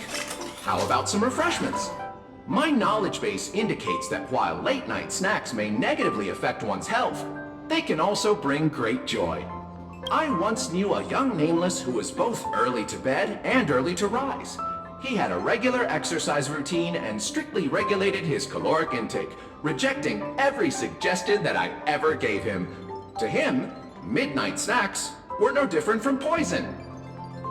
As a result, he lived a long and healthy life. It's quite a tale of caution, is it not, dear Nameless? But you shouldn't have supper if you want to be super! How did you find the joke? Hilarious wordplay, isn't it? You can't help but laugh, can you? But I digress. After hearing about your plans for a good soak, I thought this would make a most suitable gift and wanted you to have it. It's a bar of soap with a storied history. Hanunu, the werewolf hero of Esdana, loved using this soap when he was alive.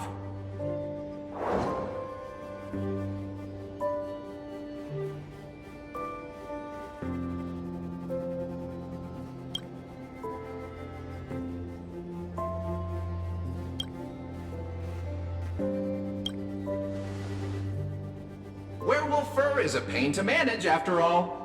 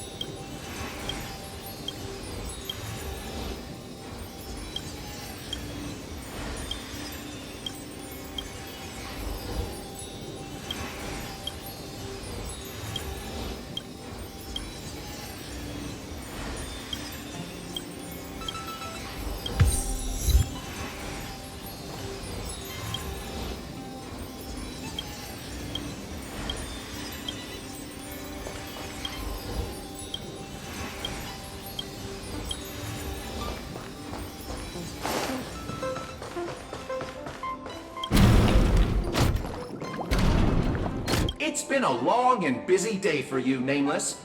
Would you like to take a bath, enjoy a beverage, or listen to another of my jokes first? This world has seen countless nights, and it will see countless more. Among them, countless belong to heroes, countless to the nameless, countless to geniuses, and countless to fools. But tonight belongs only to you, and no one can deprive you of it.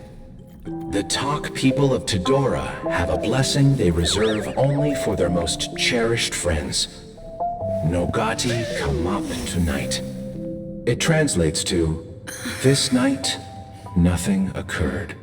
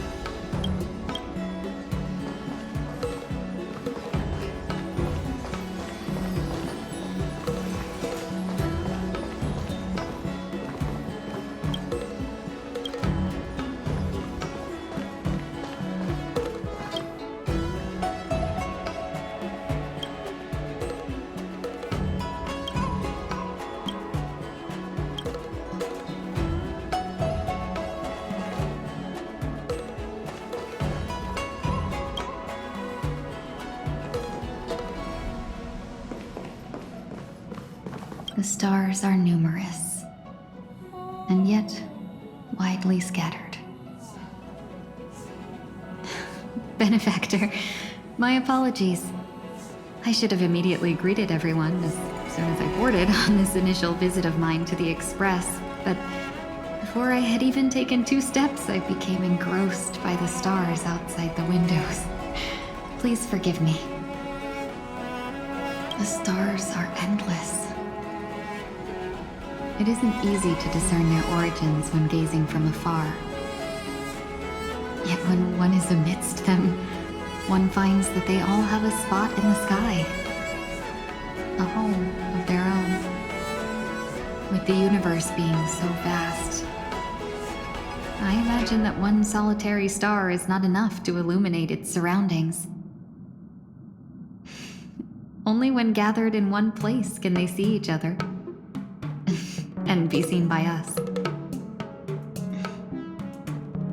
Do you think they only realize that they're stars and capable of radiance after experiencing another's illumination? Then I'll shamelessly invite myself here a few more times and make sure to catch that spark at the moment of a star's birth.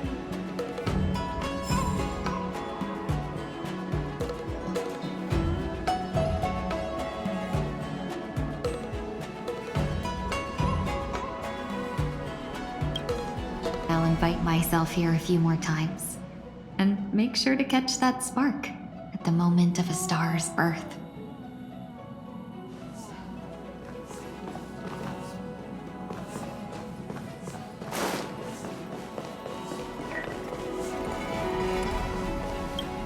Sincerest greetings, as always.